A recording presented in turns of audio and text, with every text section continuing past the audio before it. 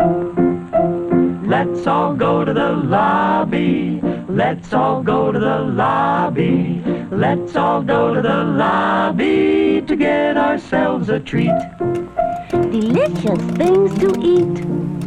The popcorn can't be beat. The sparkling drinks are just dandy. The chocolate bars and the candy. So let's all go to the lobby to get ourselves a treat.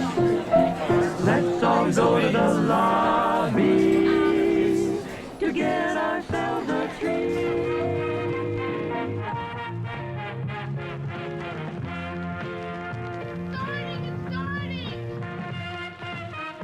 I'm a fan of classic movies.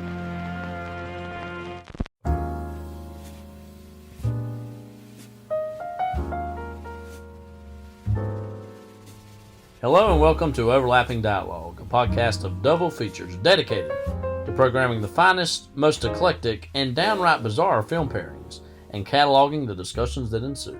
We're your gruesome twosome, Kyle and Levi Huffman. I'm Kyle. I'm Levi. And here we are back again for another episode of Overlapping Dialogue.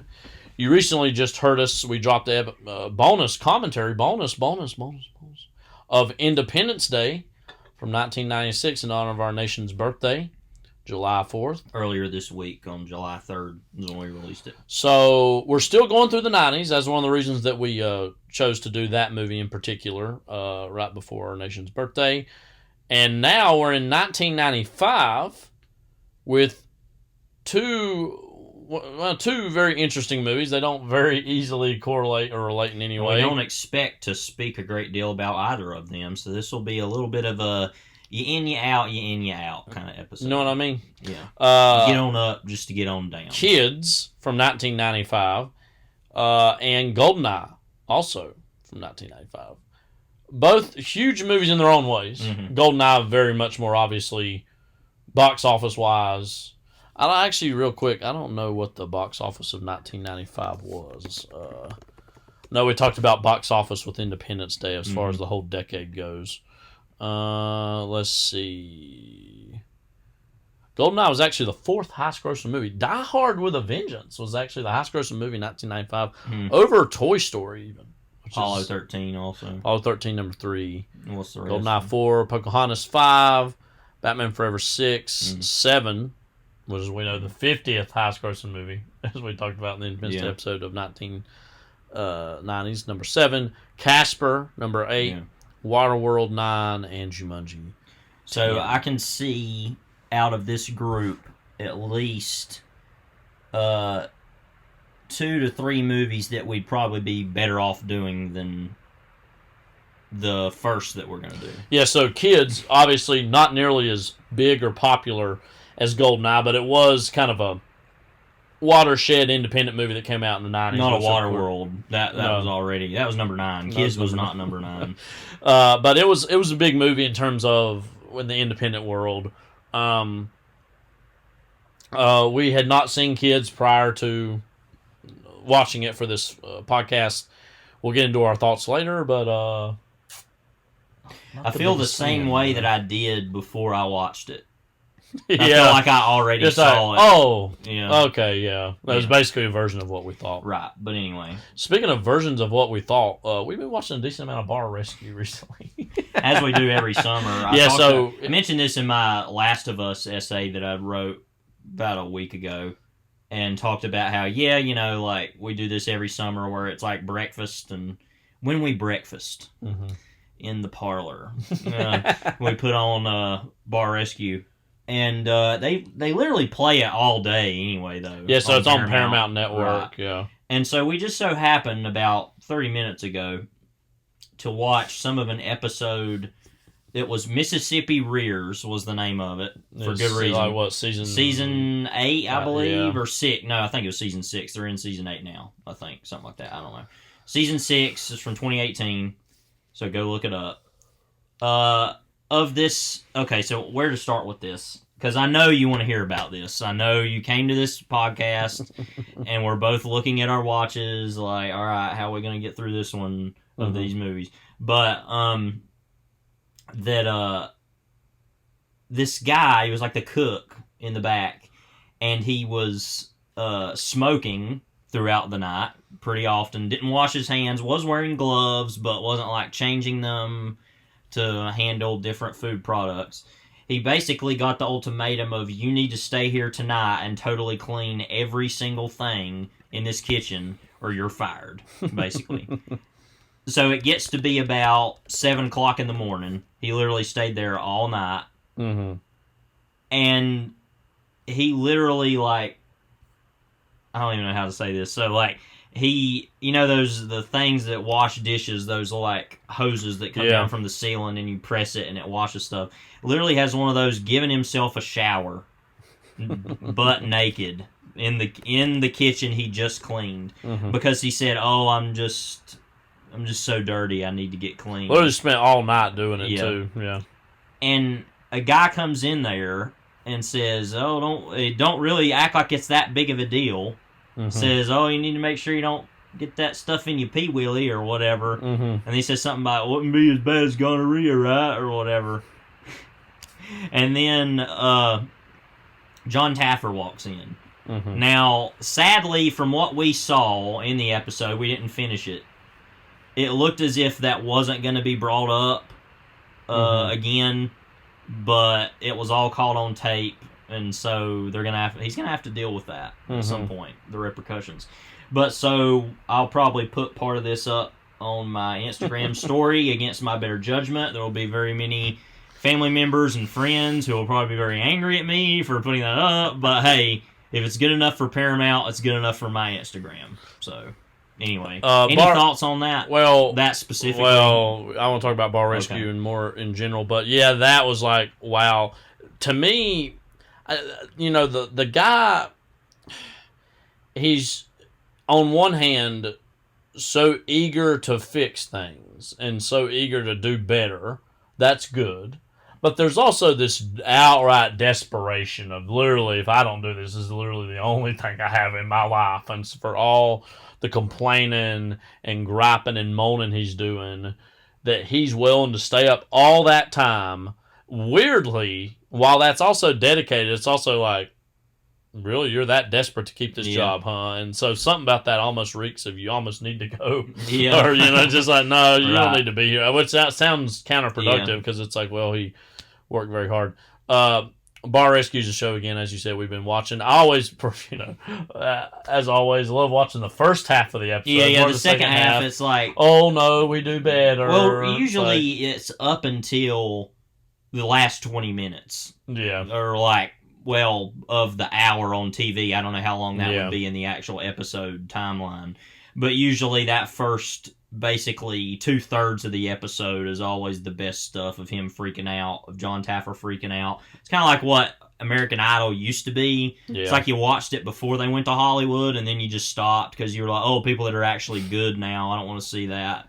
We really lived in a hateful culture in the 2000s, I gotta say. Yeah, because I feel like now that there would be more sensitive in terms of both either the judges would not want to go all that hard on them, or the TV producers and editors would not want to show all the being mean, cruel, hateful. But we love that. Why not? You know. But this is one of the few shows we still get that from. But so yeah, sadly we didn't see him freak out yet. But about that guy, not we personally, but Hickory, North Carolina actually was on the most recent season of Bar Rescue, season 8, Third Pockets of Charm of the Corner Pocket 2.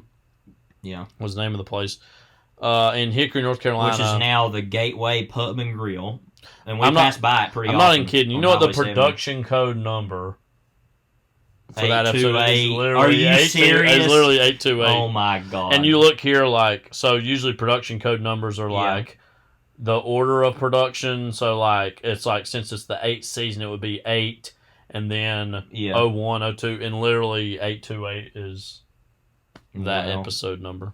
That's crazy. So yeah.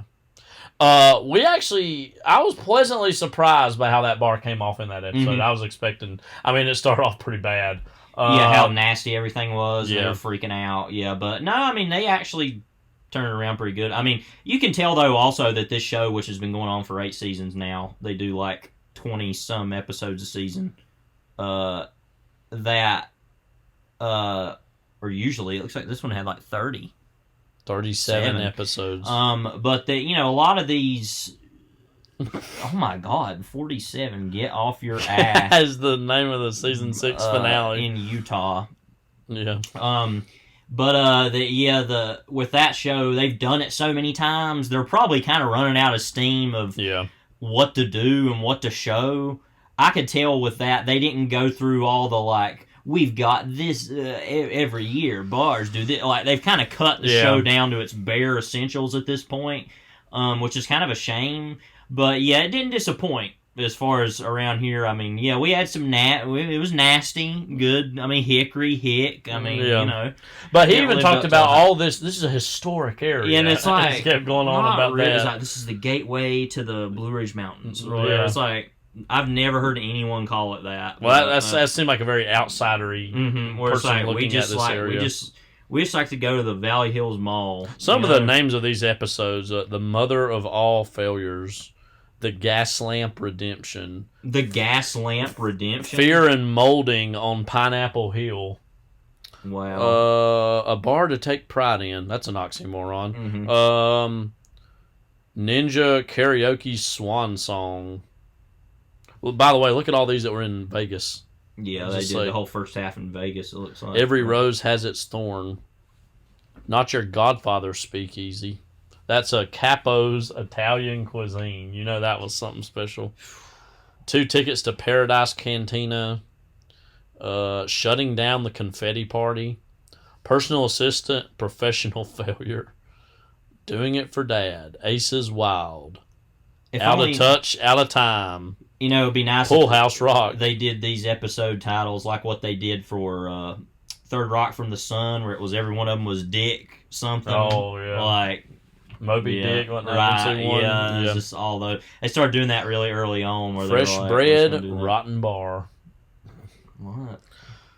Anyway, so this show's wild. We recommend it, but especially that episode because I've seen a lot of terrible stuff. There was that one where the guy rode the horse in the bar. Oh my that was gosh. pretty bad. That this and that are on the same level. I think of wow, this guy's not only smoking while cooking, he's also literally bathing in the kitchen after he cleaned it. But I can't even imagine how funny it would have been if Tapper walked in on that. Like how much he would have flipped out. Like the guy ran away real quick and got dressed. And because we were kind of like the video you'll probably see will be of that. I don't know what. Well, it ended before the commercial break too. Right, Like, it was kind of in between showering. Yeah. No, we were literally sitting.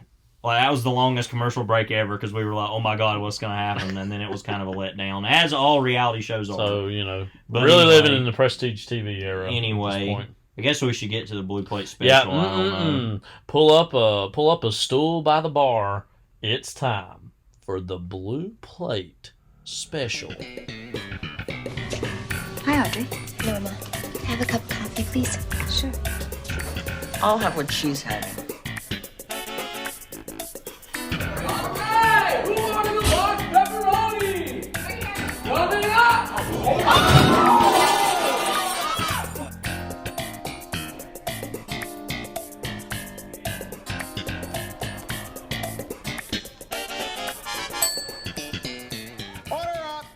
That bar.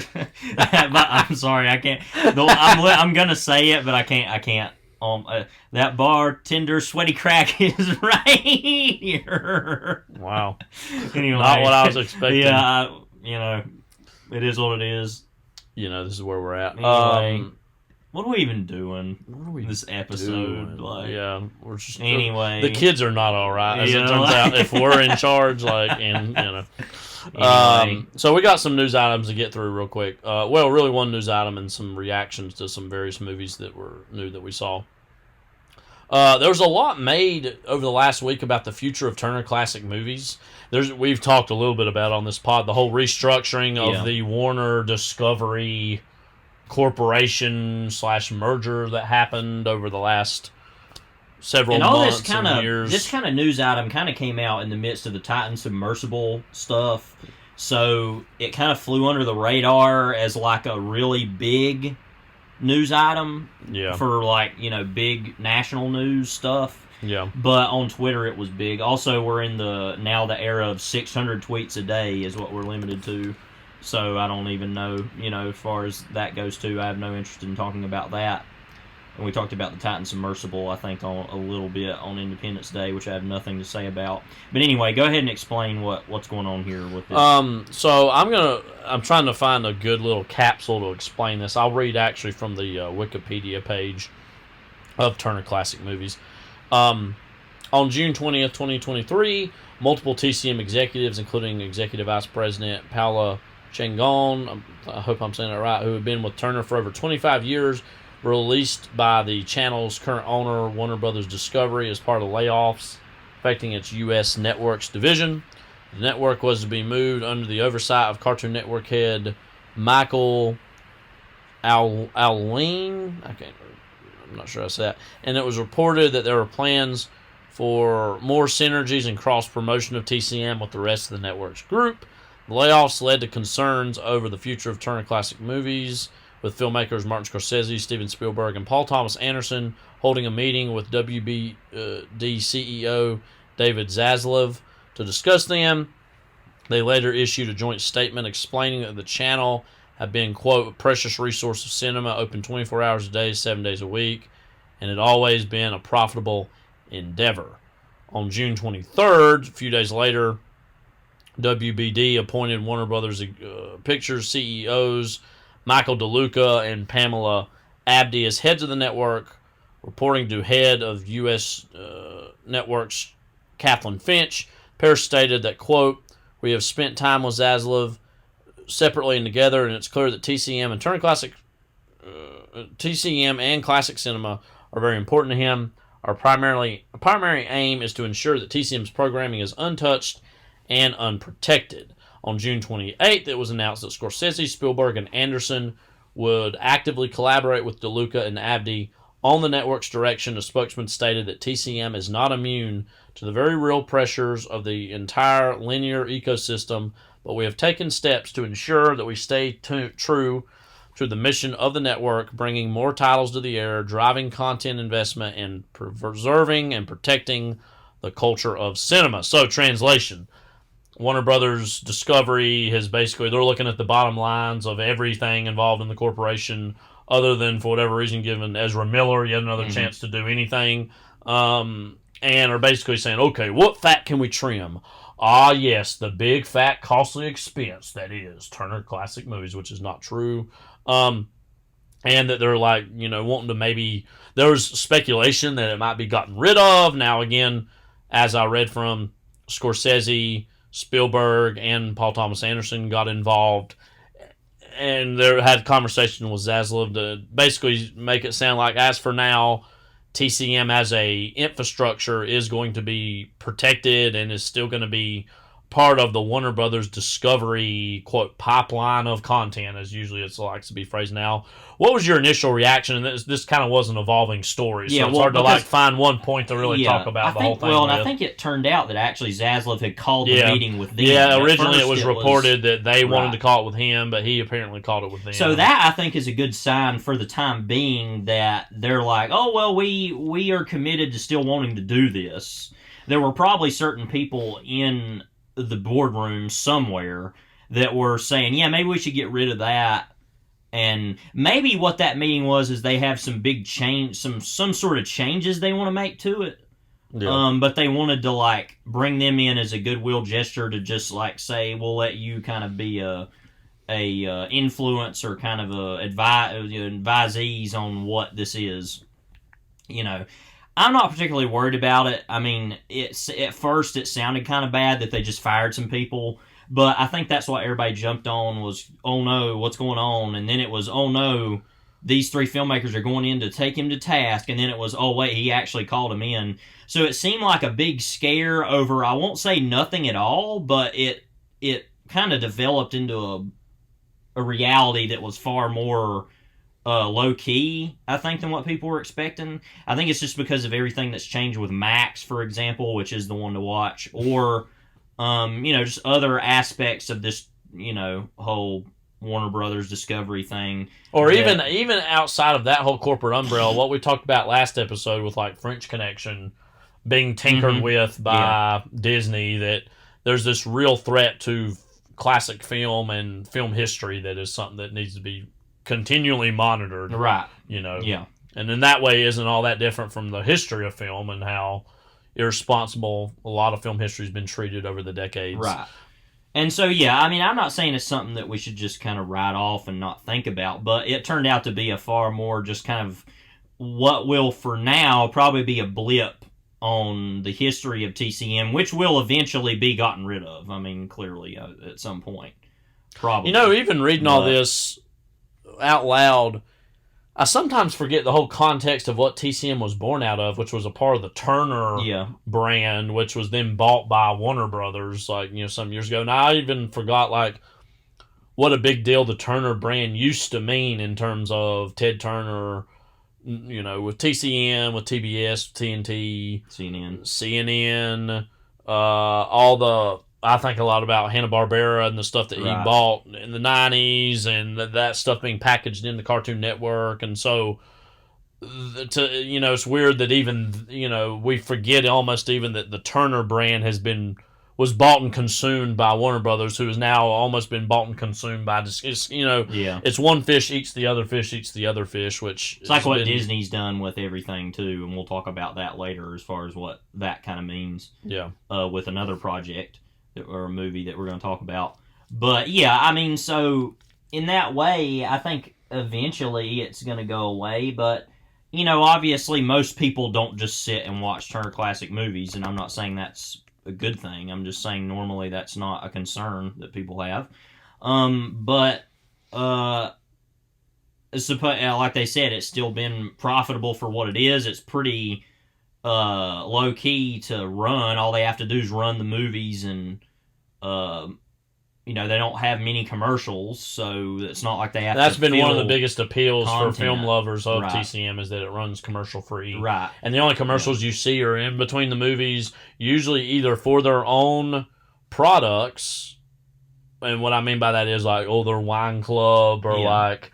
Or they have these big festivals. Or for their own movies airing at other times in the week. So it feels like, what I love about TCM, when you watch it, it feels like you're in your own little world of thing. Yeah. That, again, one of the best things about it is that it's not been, have all these other fingers get involved and mess it up. And so in that way, I would assume it's pretty inexpensive to run. Yeah. Like they said. And it actually has been operating at a surplus. Not the biggest surplus ever, but like it consistently makes money and stays just above water. Mm-hmm. But this is the problem with not only bigger Hollywood, but corporate America in general, is things always have to be continually growing, continually growing. Nothing can just be good enough. And you've heard all these complaints over the years about, you know, why can't we have more $20, $30, $40 million movies? Why does everything have to be $100 million investment? We're seeing that this summer already with a lot of these big blockbusters that are flopping in some regard or another because the budgets are getting so high that and then the movies look so that bad. Again, we'll talk about Indiana Jones in a little bit, but that movie opened with like a $60 million opening weekend, which used to be a big deal. Right. Now that's like, that's underperforming, and it's like when the movie has almost a $300 million budget, and it only made $8 million Thursday night alone, which is not good. Mm-hmm. That is actually pretty low, though. I gotta say, for a movie like that.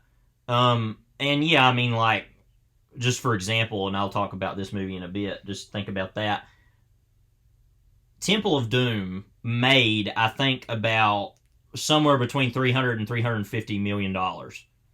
That's about what this movie was made for. Yeah. And that was money that was made in the 80s. I think that movie was made for 30-some million, something like that, at the time, which would be more now, but still, that's just insane that a movie's being made for that much money and then isn't even going to make. Well, we were even talking about, we had seen some tweets this week about Raiders of the Lost Ark. It's adjusted for inflation budget from like 1981 to now, would even now be like $60 million, which was still on the lower end of Less a blockbuster budget, you know. Talked about. So, anyway, and that might seem unconnected, but it is all part of this this corporate strategy that is just continually failing, and yet for whatever the Flash, reason, you said. I mean, because we'll use that as an example because Warner Brothers connected. You think about the Flash, or you think about these shows that they make and they put on Max, and then they take off because it didn't work. Like that Batwoman movie they made, or I'm sorry, Catwoman show. Oh, was it? No, it was Batgirl. Or Batgirl, I'm sorry. Movie, yeah. That was going to have Michael Keaton in it again as Batman, too. Yeah. They made that whole movie, and it'll never be seen because, we could make more money getting rid of it as a tax write-off. And it's like, why do you even make something like that? Why do you even put all the effort when you could even take a small portion of that money and just allocate it toward TCM for a year? I don't know. It just doesn't make sense because you would think... Because this is what these corporations say they want to do, that they say, well, we want to appeal to every, we want the lean back, but we want the lean in, And it's like they have this whole attitude of doing that with stuff about, we need to appeal to all these different audiences, and then yet they want to get rid of something possibly like TCM, which appeals to either an older demographic or at least a more boutique demographic that I'm assuming, like I say, TCM makes money on its wine club stuff, its website store, which has a lot of stuff on it. Yeah, because I used to buy some of those years ago. Now, it would be good if they were Blu-ray, but whatever. I don't know if you said their books. Their books. They have all these things that would make a lot of money because they're not cheap. I mean, if you buy the DVDs from them, they're like $20. Now, granted, they usually come with like 4 movies. So whatever, but I remember when I used to see those at Barnes and Noble all the time, and they were always consistently like $30 or so for all those movies. So that's a lot of money. Now, would I always pay that for that? No, but the point is that there's a lot of people out there that are willing to pay for that stuff, and you're going to make a lot of money on that.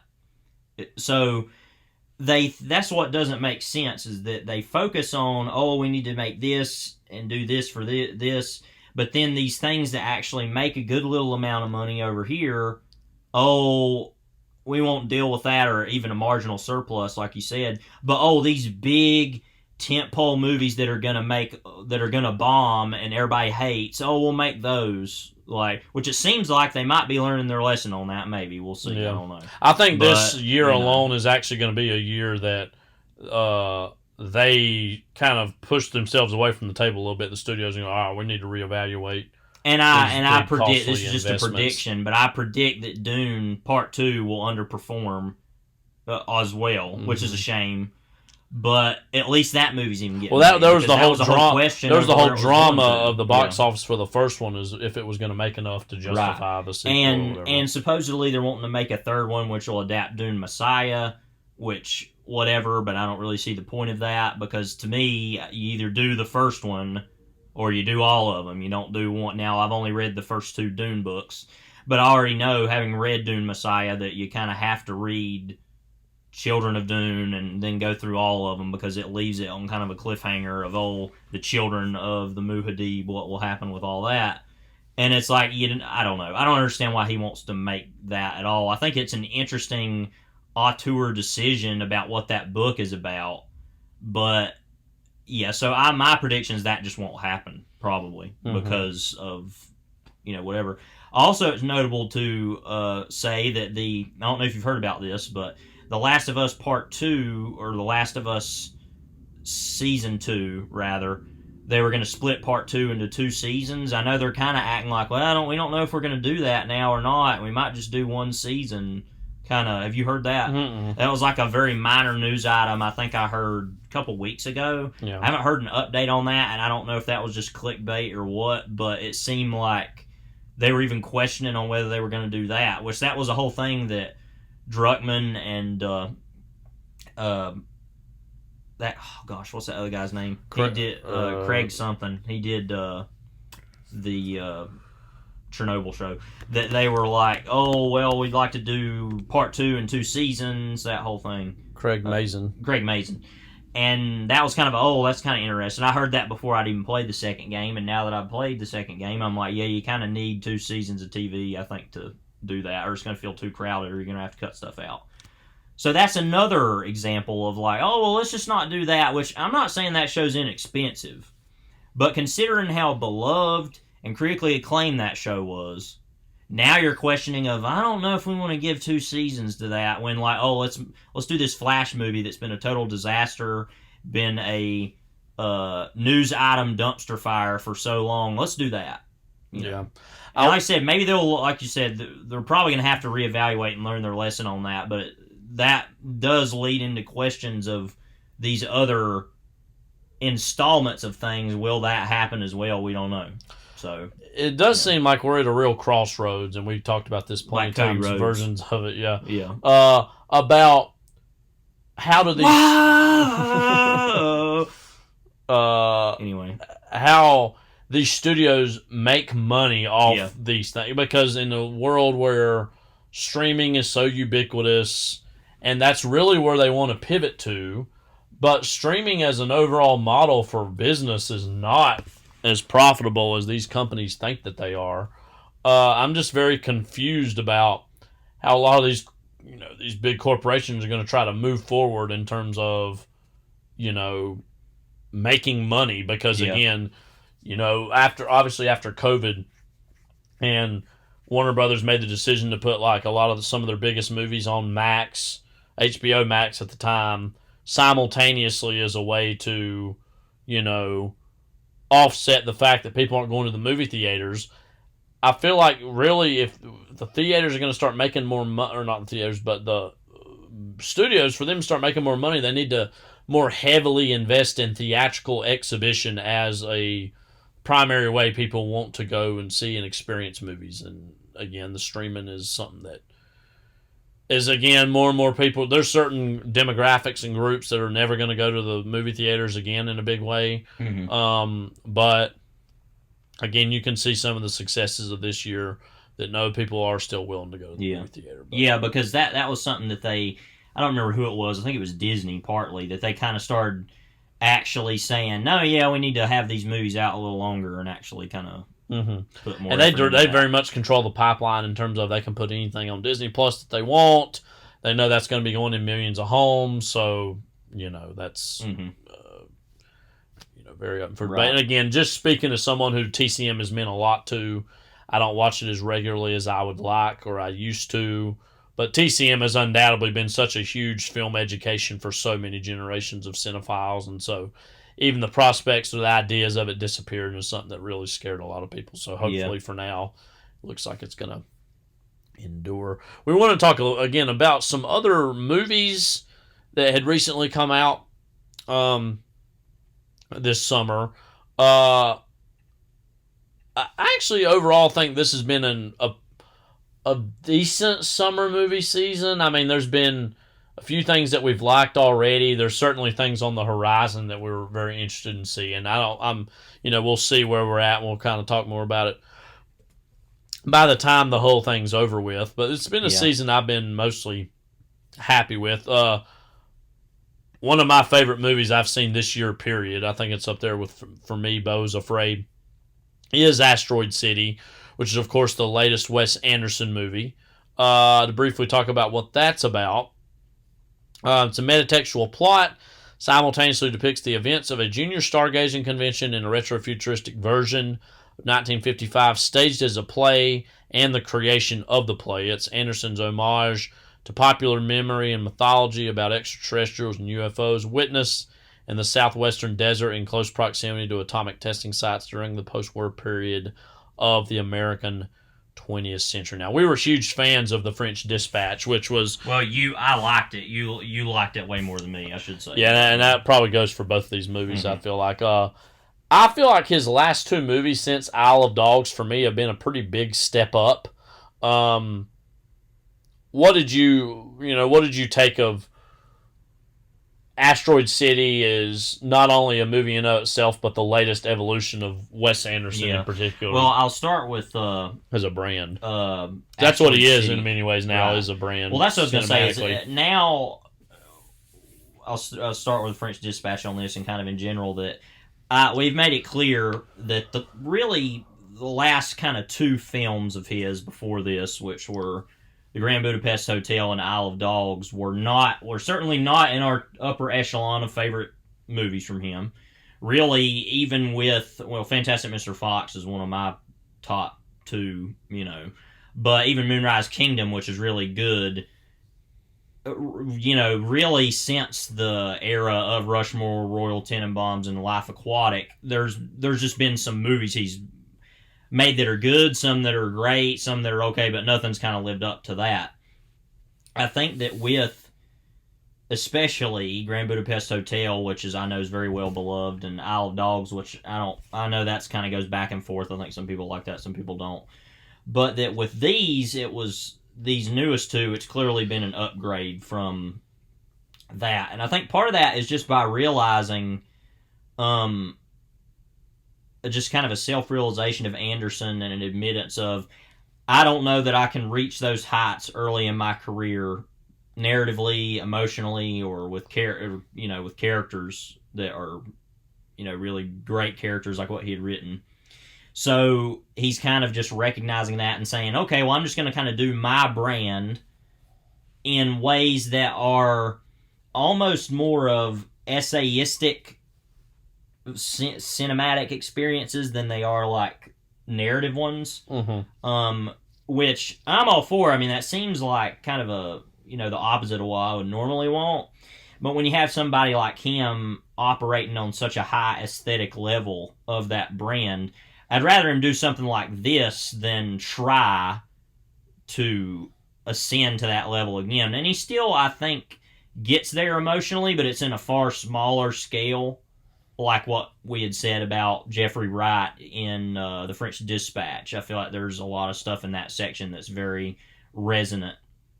But that what I liked about The French Dispatch and Asteroid City, particularly, and I like Asteroid City slightly better than French Dispatch, but what I really like about French Dispatch was its use of the magazine structure to tell different stories. Some of the stories were longer than others, some were this, some were that, but like a magazine. And that not only was visually exciting, but also structurally interesting. With Asteroid City, it was going for something honestly even more ambitious, which is to begin as a frame story, as almost like a Playhouse 90 or some like 1950s, 1960s theater production for television of this play called Asteroid City. And the large portions of the whole movie are the actual Asteroid City play in color, but there's the black and white sections which kind of give a background and backstory on how the play came to exist as what it is. And it's a very interesting marriage between post-war science fiction and kind of scientific interest and kind of American exceptionalism, and that kind of the method and theater and television in the 1950s as well, which is not something you normally think of together. And I don't think the movie always makes the clearest connection between the two. I find it strange that this Tennessee Williams type, played by Edward Norton, would want to make write a play like that. I find that to be a little anachronistic, because it isn't exactly what playwrights of that time would have been interested in. But it's a fascinating melding of two concurrent genres that we don't think of together very often. Yeah, I agree with that. I do feel like it's more of a conceit to, like you said, marry these two things of the period. Things that, it's funny enough, I was just reading David Halberstam's history of the 50s called The 50s. And so I had a lot of these ideas on my head, and then this movie happened to come out kind of in the middle of me reading it. And again, that's two very 50s era things that I don't normally think about together. And I think part of the genius of Anderson is to put them together. And one thing, I actually saw this movie twice. I saw it again yesterday. One thing that stuck out to me a little bit more the second time was, you remember in particular the shots in Jason Schwartzman, who I think gives the performance of the movie, and he's always been an actor I've liked, but this has been the biggest profile he's had in an Anderson movie since Rushmore, which of course he was the lead in that, since he's had since then. But do you remember in his like cabin where he's like kind of he's having this kind of never-ending conversation with Scarlett Johansson's character, And we'll mostly talk about, in this portion anyways, the Asteroid City narrative, Right. as opposed to the Yeah. black and white narrative, because that's a slightly different thing. But like in that, in the Asteroid City narrative, Schwartzman plays this war photographer. He's kind of photographer of all kinds of different things, whose wife recently passed away, and he's having to tell his kids about it, and brings his oldest son to the Asteroid City kind of convention, so he can explain his experiments. And then Scarlett Johansson plays a movie star who's also there with her daughter, who's also part of that. Frequently there's several scenes where he has hanging behind him pictures that he had took with his camera, and you see those pictures kind of side by side.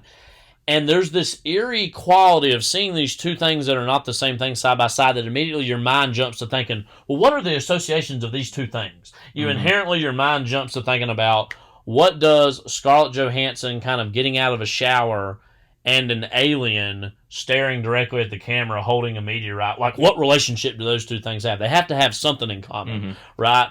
I'm trying to remember some of the other specific ones. One's of like the atomic blast and something else. I can't remember. Oh, it's her. I think her sitting there drinking her coffee, or like when they're sitting in the diner, and it's like right there. And immediately your mind's like, what are these two things have in relationship to one another? Right?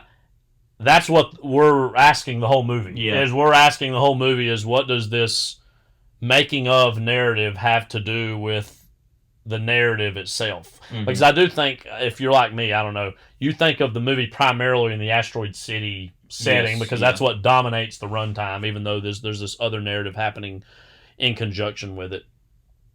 And I don't want to spoil too much about it, but the movie, among the last scenes of the movie is characters chanting, you can't wake up if you don't fall asleep. And I remember the first time I saw that, I was it almost becomes like this trance, and you're like, okay, and you're hearing the words, but you're not really understanding, like, what does that mean, though, like in a fundamental way.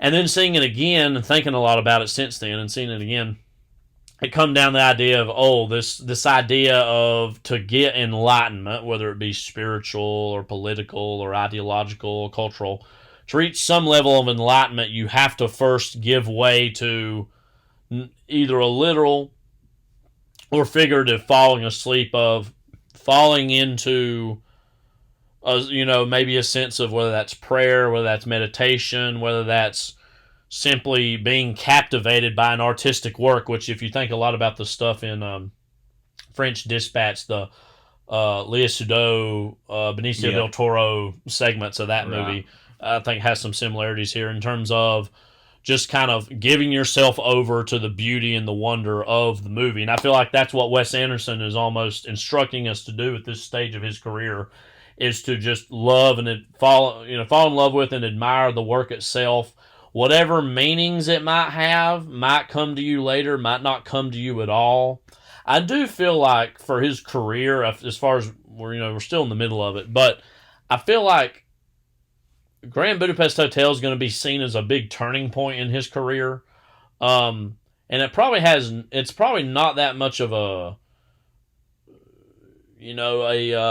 evolution post Fantastic Mr. Fox. Now, I know Moonrise Kingdom was kind of in the middle of those, but really ever since something like Fantastic Mr. Fox going into the world of animation, I feel as though he's become more and more immersed in imaginary worlds. I mean, you think about the world of Rushmore, it is kind of exaggerated a little bit, but it's mostly like Texas. But it's also people looking at Max Fisher and thinking, this is kind of a weird, odd kid. You know what I mean? He's not, he is different or special. You see enough of Texas out the window to say, that's, and it's not like a Texas like what you think of normally. It's just like a just regular town. It's not like deserts and stuff, but it's just very like, this is normal. Or it's New York City with roll now that one, it's like, all right, we're getting more into another world, or his version of New York. Once we get to Life Aquatic, we're getting even further more into this very insular world. I'm not as familiar with The Darjeeling Limited. I've only seen it once. I'd actually really like to rewatch it after seeing all these other ones. But especially with and that's very much owes a lot to Indians and Sajid Ray, of course. But Fantastic Mr. Fox, really from there on out, Moonrise Kingdom feels like a little bit of a blip, and we can talk about that here in a second. But ever since, really, other than that, with Fantastic Mr. Fox, and we go back to his live action cinema again. Let's put Moonrise Kingdom aside for a second. But with Grand Budapest Hotel onward, live action wise, his movies have become more about A, being movies, and B, being narratives within narratives within narratives within narratives, oftentimes. And again, Moonrise Kingdom, I do feel like I think that's among his strongest movies he's made. I really think a lot of it. That does feel like, and I say this as, I actually like French Dispatch and Asteroid City more than Moonrise Kingdom, so know that before I'm about to say what I'm about to say. As of now, that feels like his, a certain goodbye to him to like more conventional character-based narrative cinema, if that makes any sense. Yeah, that feels like the last version of that, because even with Fantastic Mr. Fox, which I love, that's so caught up in the world. Well, first of all, that's also based on a novel. Yeah. So that's its own thing, and then it's about the animation and about kind of, it has these character things that are going on in there, and like emotional stuff with Jason Schwartzman's character and the Christopherson cousin and all that stuff. There's stuff going on there, and with Mr. Fox himself, but that's a lot more. Oh, look at this beautiful world I've created, which is like autumn in England, basically.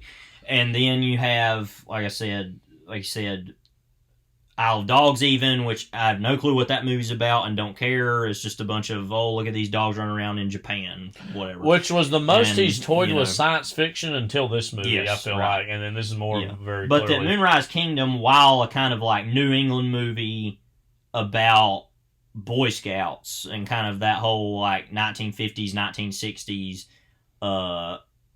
Boy Scout kind of culture, milieu or culture, actually has characters. It's a very simple story about let's run away together and live together, and that's pretty simple movie.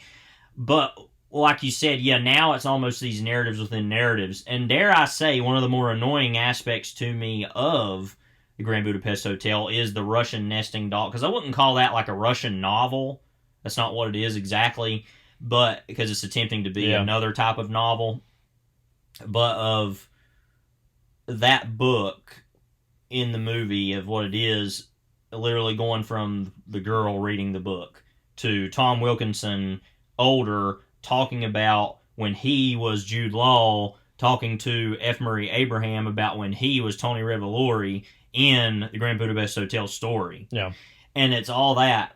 While that is annoying and kind of pretentious in a lot of ways, I do get a feeling by the end of that movie, when it goes back to the girl sitting there with the book, that there was an emotional through line that I felt transcended by all the those end, and secondhand narratives, and that I felt, I don't know what it is about this, but I do actually like that this happened. Now I think about it, and I respect that about it.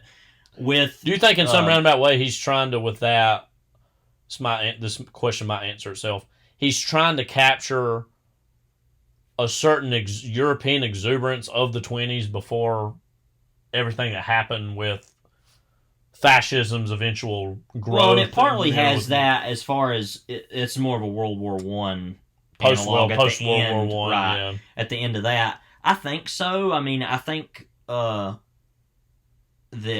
yes, as far as what Berlin and Paris represented in the 20s, even though Berlin was literally a hellhole in its own way, it still was this whole pre-Nazi kind of freedom there about artistic I do think expression. For that movie, Ralph Fiennes gives one of the best performances in a Wes Anderson movie, period. I think. So that movie overall is really pretty good. Stylistically, it's fantastic. Yeah, I mean, I feel like it's his quintessential movie visually. I agree. And I don't know that he'll ever make a movie that is like that precise, again. Although this gets pretty close, Asteroid City, in its own way. But what worked about the French Dispatch, it was the most, I think, boiled down conclusive version of what we're talking about, of these like separate narratives kind of set aside to themselves, and then tying it all together by saying this guy fought for us to be published. That's its own through line.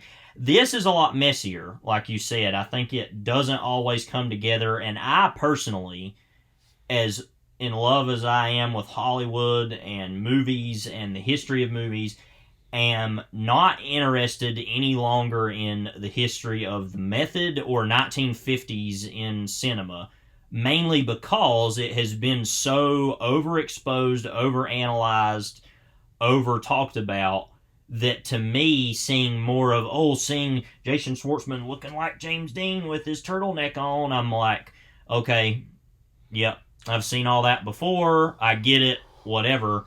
That's just more of a my mileage may vary for me personally about, okay, yeah, I get that. But I will say, trying to, like I said, kind of put that in concert with this other 50s concurrent culture was something different enough to where I could accept that. If it had simply been that the whole time, that would have been interminable to me to watch another movie or another thing. Think about, what was the method? What was James Dean and Marlon Brando? Honestly, that's a question we're never going to get answered. Yeah, or it's been answered to death. I mostly way, agree with so, that, even though I would say I'm fundamentally more interested in those things long-term than you are. This was Wes Anderson's version of those things, so that was decidedly not going for realism exactly. It's going for a heightened thing. And he had also never touched, he himself had never touched those ideas. And so in that way, it was new to see him play with them, even though admittedly, like you said, that's something that's been hashed. And Salisbury Keitel, Salisbury Willem Dafoe as basically Lee Strasberg. And I'm not saying that's an unimportant era of cinema or anything. I'm not saying that at all, because, like, just for example, Rebel Without a Cause and On the Waterfront are two of the best movies ever made.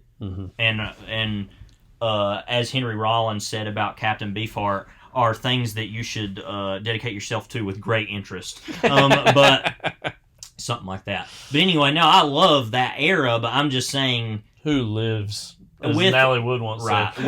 With Blonde, or with... Which even had Adrian Brody in it as... Joe DiMaggio. As... Arthur Miller, sorry. Arthur Miller, That's right. No, Joe DiMaggio was played by Bobby Cannavale. Excuse me. Well, did you even hear the part where Hong Chow was talking about... Or there's a part where she's seeing, in the black and white narrative of the movie...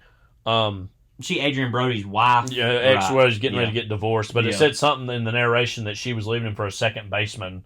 Literally referencing... in a roundabout way, the Joe DiMaggio, Marilyn Monroe relationship, Miller, and with Marilyn Monroe, and basically and even Elvis. So taking the Game of Fate picture and just like as we've talked about, except for Bogart, who I feel like we've actually is the simplest of the group, but has never been grappled with in the same way. I don't think, because he's such a block of granite that is just like, I am this thing. But when we've talked about the Game of Fate-ification of everything forever, about if you don't know what that is, at the Bo's Bodacious Family Entertainment in Lenore, North Carolina, there is a picture that you can buy anywhere of Marilyn Monroe, James Dean, Humphrey Bogart, and Elvis all playing pool together in this thing that never happened, right? Mm-hmm. What I mean by all that is saying that we have exhausted exhuming these people to the point where I don't know that I can stand it anymore, just personally. They become such abstractions anyway. And it's like, and I liked Blonde enough for what it was. We had a lot of things to say about that. It was whatever. Elvis I liked a lot.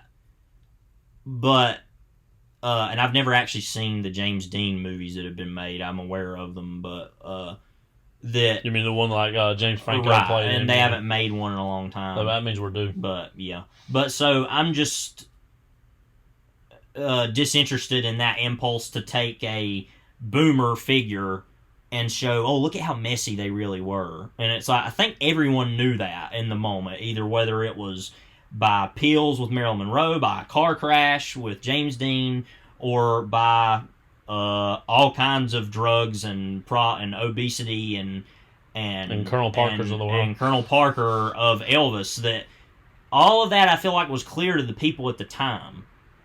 I think it's important sometimes for people to, because I think that Elvis in particular gave people a window into what Elvis was and who he was and what he meant to the culture and the different phases of his career.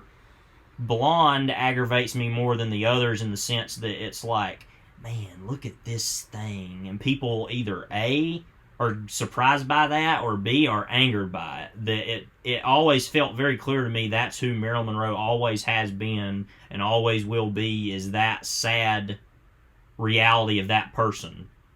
And which is one of the biggest tragedies in American history, is that person, that happened to them. There's been a big cultural movement. history, I feel like there's been a big movement. We but- talked about this with Blonde. I think we talked about it. Yeah. Over the last so many years and decades to try to reclaim Marilyn Monroe and try to say, oh no, but people are always trying to make it all so negative, and she fought through it all, and you know, she's a tough woman. It has nothing to do with how tough she was. Like, this is just how the industry the fact abused she lasted as long as she did is a testament to something. Yeah. No, it's a tragedy. It's a horror story, ultimately. I mean, I feel like there couldn't be a David Lynch movie that would even touch that. I mean, that feels like that's what he's been about his whole career anyway. And what, Norman Mailer and George Plimpton were always interested in as well. I mean, that whole concept of that, which Andy Warhol would himself tinker with the idea of the superstar in the 60s. I mean, that all feels very circular in that time period of what is it like to be a star. And so to get back to Asteroid City, all I'm saying about all that is we have exhausted that question and gotten no answers about any of it. Or to just the basic answer of fame and Hollywood will leave you soulless by the end, or with some people anyway, especially stars. Or at least if future stars haven't seen that and taken from that example and said, I need to not do that and do this differently and that, they were like test subjects for a new kind of fandom that really didn't exactly exist even in the same way in classic Hollywood of that same way, or wasn't as high profile, at least. The It Girl stuff happened and terrible things happened in Hollywood before that, but it was also mythologized that's almost encased in amber to the point where we can't even crack that at all. The closest we've seen to coming to that's like Babylon so far.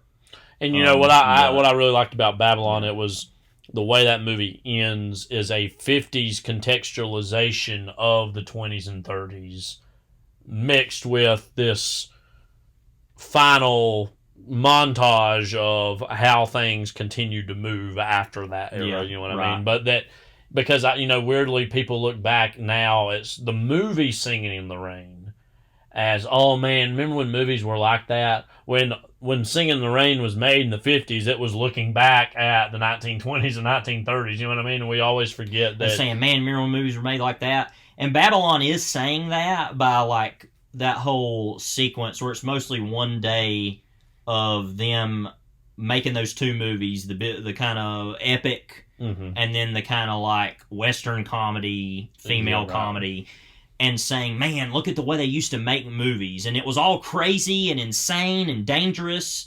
and, sexist and racist and all these things about it. But look at what came out of that. Look at what came out of all that and the genius of the way movies used to be made, the chaos of it. Really was an exemplification of what the 20s were as a whole, product of insanity, of the artful insanity, basically. But I feel like the movie is still then even saying, it's a lot like Boogie Nights in that way of saying, but look at this thing over here, too. Look at what is known in the movie as the a-hole of Los Angeles. Like, look at all of this, kind of where the 20s went to die kind of idea, and saying this is a bad thing. This was a bad era. And like you said, you can say it's the same thing with the 50s, like you're saying, that both are kind of looking at, look at this era, and then look at this era, and that both were equally bad in their own ways. I think one of Asteroid City's secret weapons that sneaks up on you, for me, and I actually think I want to talk about Margot Robbie in a larger way because I think she actually unites several things going on with Babylon and this, and weirdly Barbie ahead. Is Margot Robbie, of course, who I didn't even quite make out because I feel like the first time you see the picture, it was kind of from far away, and I didn't quite see who it was. In Asteroid City, it talks about in the narrative that there's this picture that Jason Schwartzman carries around in his wallet, which is of when he first saw his wife who dies in the narrative, who's actually portrayed by Margot Robbie in, I think it was like taken in the rehearsal stages, and then she was eventually cut out of the play, but is this very old America. When I say old America, I'm talking like 30s, 40s, not like beyond that, but of Margot Robbie kind of sitting on a fire escape. It's like the middle of summer, and she's basically wearing a bathing suit, and you see this picture for just a moment, and it immediately captures an essence that I think Wes Anderson's really great at capturing. It's like that sequence, essences and moments is like that. Yeah. In Raging Bull, where they're at the pool in the summer and it's raining. Yeah, it's like it that easily could be that 1940s idyllic urban center. Yeah. Right. And then I knew Margot Robbie was going to be in the movie. I kind of forgot about it though, and then I didn't even really catch that was her in the picture. Yeah. And then at the very end of the movie, where Jason Schwartzman's character, his black and white character, is having an identity crisis about why he's playing the scene a certain way in the color portions of the movie, and so he leaves while the sequence is going on and everything's going crazy. That's something I thought was interesting, is that the climax of the play itself is never shown. The climax of the movie is outside of the play, him reckoning with the climax, which he misses out on, is a very interesting subversion. And so what I really loved was he literally walks out of the narrative and is standing on on a balcony, and on the other building right beside of it, there's a balcony where Margot Robbie, who again is playing like some. She was originally gonna play that role before. There was only gonna have like a scene or so, but then it got. She's cut. in another play, which is more. Who's in another play, which is like a costume drama. Yeah, costume drama, like 19th century or before, and they're kind of standing out on the balcony in the black and white, and are kind of talking about why. There's an earlier question of why does he burn his hand on the waffle iron or whatever. Which, funny enough, I didn't even really remember that he has an earlier conversation with Edward Norton about that. In that scene where they have it. Right. At the time, you don't even know what that's referring to. Yeah. So when I was seeing it again, I was like, "Oh, that's what that is." And Margot Robbie kind of enters the movie all of a sudden and kind of gives him this emotional catharsis that he takes with him, that he then goes back in and the narrative ends. Right. I do think that big picture here, weirdly, to make this about her, Margot Robbie's actually going to be this Rosetta Stone through which we see this era of movie. Because you think about some of the movies she's been in, that very small role in this. Of course, Babylon, as we talked about, lead role. Of course, Once Upon a Time with Sharon Tate. She's literally playing the plastic embodiment of mid-century Americana with Barbie. Her beauty is something that, and I think she's actually a great actress too. Yeah. She's not just a beautiful woman. She's really great in Babylon, I think, in particular. Yeah. That weirdly, she's going to actually be one of the handful of talents when we look back at this era of movies that is going to be this essential text of work. In terms it almost stands in as a representation of the it girl, or the idealized image of the American woman, and that when we American woman. And in that way, is going to be.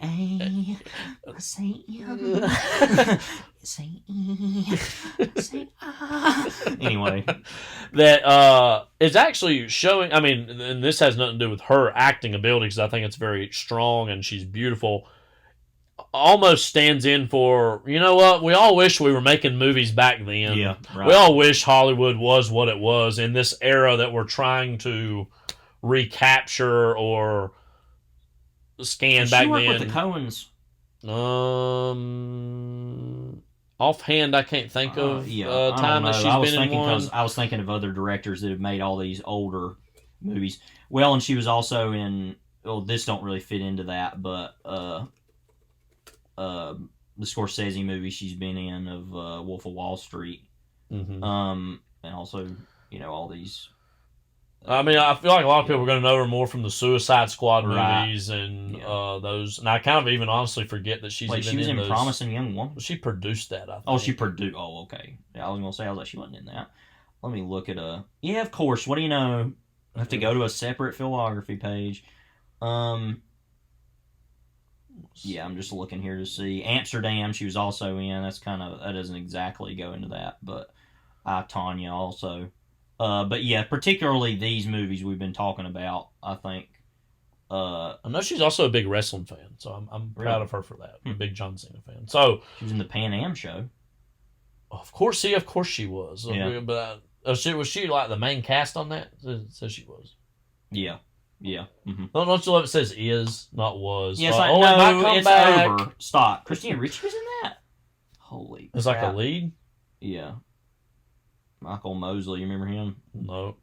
That guy? I feel like I've seen him Anyways, something. to wrap up Asteroid City, I actually really love this movie a lot. David Harbour was on that. He was a British MI6 agent.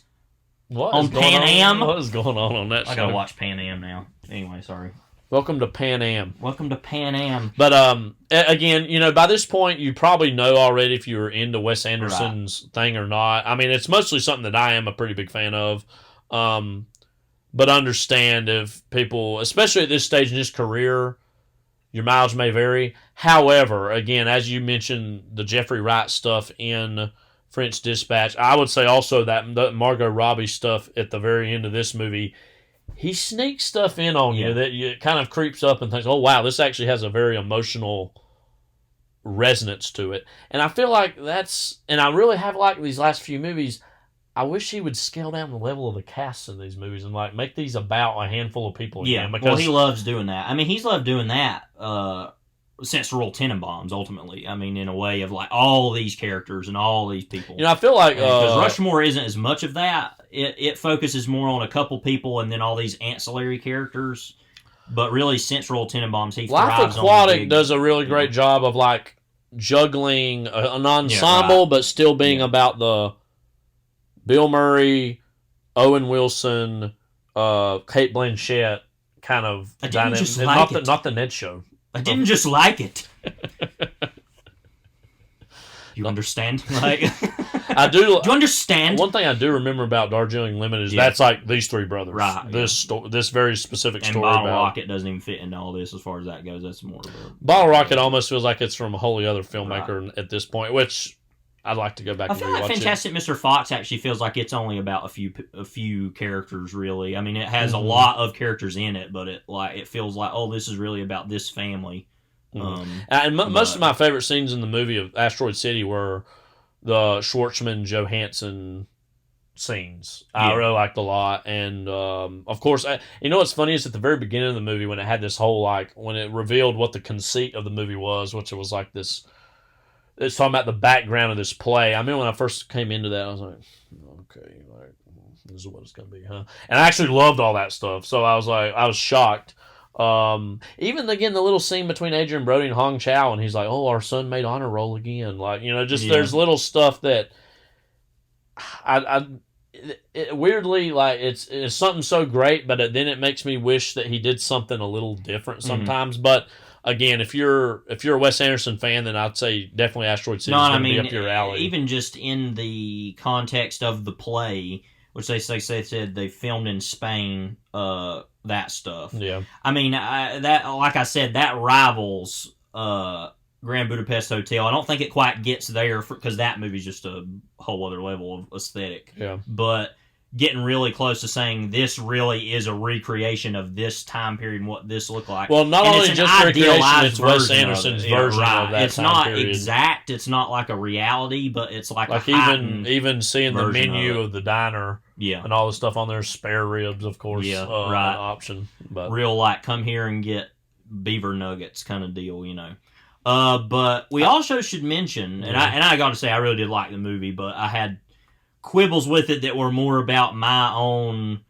Well, first of all, I do feel that the movie doesn't totally connect the two strands of itself, but I'm interested that it tries to do that. And like you said, almost of saying, it doesn't really have to. You don't have to decide, as they say in the Spectrum commercials. But my own mileage over the whole, like, the method and the 1950s movie star, I'm kind of just burnt out on. But we should mention also that that one kid that is actually a classmate of someone in our family. Yeah. Is in this About movie that. quite a bit. And I'm going to look his name up again. It's Braden something. But he's like the main kid in the movie. So if you go see it and there's the little redheaded kid, that's that kid. He's from, I'm guessing, up here where they live. Hang on, I'm going to look for his name. But that was a surprise to me. Yeah. Braden Fraser, I believe. Mm-hmm. Yeah. Yeah, Hickory Child. They said Hickory, but I think he's from up here. But yeah, he's it because we thought, oh, he'll just be in a little bit of the movie. He was like the main kid, quite yeah. a bit of it. So that was cool, and they had a whole, opening at the Hickory AMC the night before we originally went, and he was there.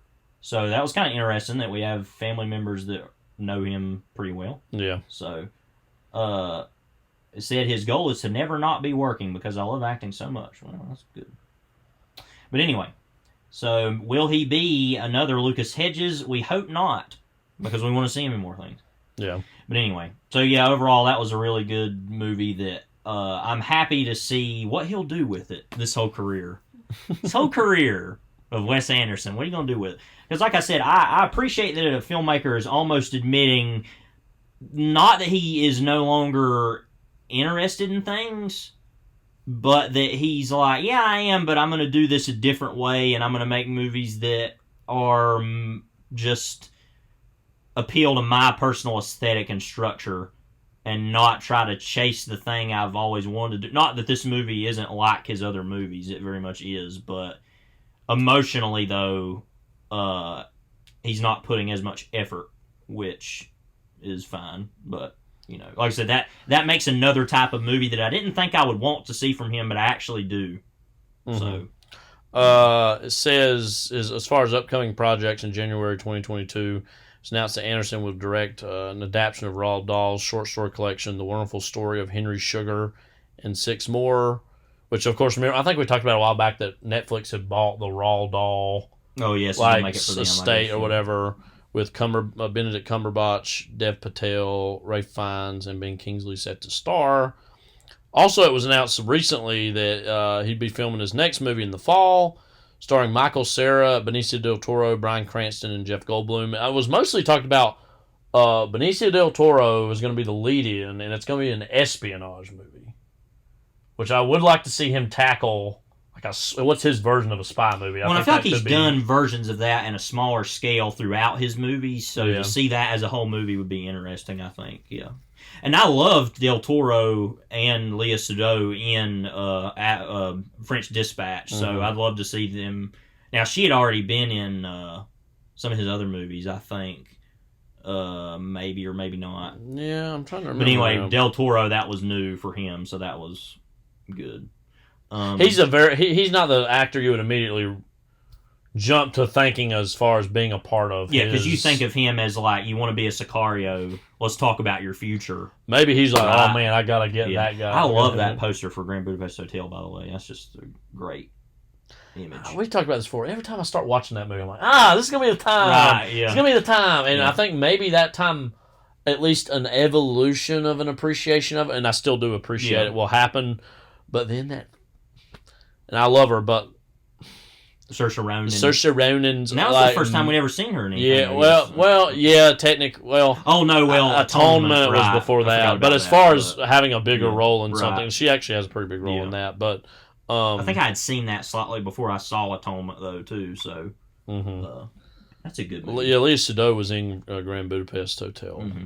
But anyway, maybe we'll try to watch that with our parents at some point soon. Some of these that they haven't seen. Just on the Grand Budapest Hotel Wikipedia, it says it has been considered one of Anderson's best films and one of the greatest films of the 2010s and of the 21st century. It's like, that's a little strong. Yeah, I mean, a lot of people do talk about it. I know a lot of people really love it, and I do quite like it. Like I said, The more I want to like it. I like it. It's one of those movies that to talk about and to think about and to see things from. You're like, oh, yeah, that was pretty great. But then you have the then sections of Salisbury. I mean, Harvey Keitel, like a skinhead, basically, like weird. I don't know. What do you think about? I feel like an essay needs to be written about specifically Willem Dafoe in his movies.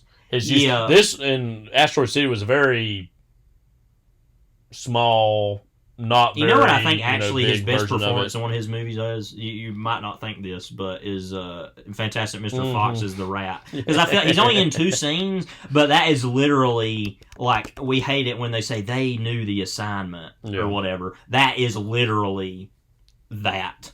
Exactly. Like, so, what's that part at the end where it's like, yeah, you know how it is, like, you're a rat, and then you're just something behind and then you're just dead behind a Chinese restaurant. Which is weird for an English setting to even say, but anyway. Speaking of knowing the assignment, No Hard Feelings. Okay. We also recently saw 2023 American sex comedy. Yeah. Directed by A Midsummer Night's Sex Comedy, the greatest title for a movie ever, maybe. Other than The Boy Who Cried B.I.T.C.H. But anyway. Directed by Gene. By the way, it's said that I'm sorry, it don't look like a made up name. Gene Stupnitsky. From a screenplay I wrote with John Phillips. Starred Jennifer Lawrence, who also produces a 32-year-old Uber driver who answers an ad to date a shy 19-year-old played by Andrew Barth Feldman. Can I say in real order quickly, to boost his confidence prior to college, and so she can get a car. Yeah, by the way, can I say about that name, Gene Stupinski, or whatever it is, that I remember it was like the acclaimed director. Yeah. I was like, that literally sounds made up, but okay, but it actually is a name. And he had made something we had seen, I don't remember what it was, though. He'd made some, Good Boys I was aware Bad of. Teacher. Oh, God, I forgot about that movie. Ain't nothing they claimed about this. What? They claimed. Ain't nothing they claimed go down. There was something else that he made that was like... That's his filmography. I think that was for another trailer we saw. No, it said that's acclaimed director It was something. somebody... I got that mixed up. Yeah. Never mind. But it was somebody, it was like, I've never heard of that this person. He directed like 15 episodes of The Office, so... Oh, okay. So, never mind. Scratch all of that. But there was somebody, that it was like this person. And I was like, I've never heard of that person. He only wrote your one. He didn't direct it, so... And only wrote Bad Teacher. Right. That Good Boys movie looked kind of funny. It's one of those, like, it's like with the new animal... I'm going to bite his dick. That whole... thing that we're not supposed to... It's not supposed to be raunchy is bad. But anyway... That Good Boys movie had that moment in it in the trailer we always laughed at, where it was like a kid had that broken arm, and that guy's like, "Oh, D," or whatever. That black guy's like, "Oh my God!" Like, but anyway, No Hard Feelings. Like I said, it's basically about Jennifer Lawrence is this like 30-some-year-old woman who's always lived at where was it? Nantucket it was Montauk, New York, and now it's making me think of that part in Jaws where like blah blah blah Nantucket days, Monday and Tuesday and Thursday, on the radio. I was thinking weirdly a lot about Meet Me in Montauk, which is set in Eternal Sunshine, right, and takes place partially there. And this is a very different kind of movie than that is. But they're on like Long Island. Is that where that is? Or where is that? It's like suburban New York. It's like because they talk about in the movie like Jennifer Lawrence backstory in the movie. Spoiler. Had a dad who actually had his own whole other family. He lived in New York, and he came and fathered a child with Jennifer Lawrence's mother, and then kind of totally disowned her and left. And so, it's like I basically think it's like this outward beach Hamlet community. on Long Island, New York. Okay, and that she's. We didn't talk about this. I really love the stakes of the movie. It's very small. Yeah, it's like.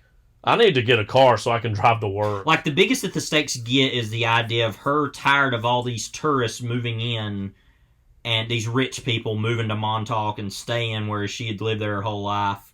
That's, like, as big as it gets is, like, town. Yeah, like right. you know, everything else is very like, no, this is just this, and yeah, and it's all about her literally needing money for a car because she can't pay her property taxes and also can't pay for her car taxes. So this And kid's so, yeah. parents, played by Matthew Broderick with Steve Huffman hairdo, and which only we will understand. But Laura Benatti yeah, is his parents, and they're trying to like say, well, their son, he's brilliant, but he's very introverted, he's very inward.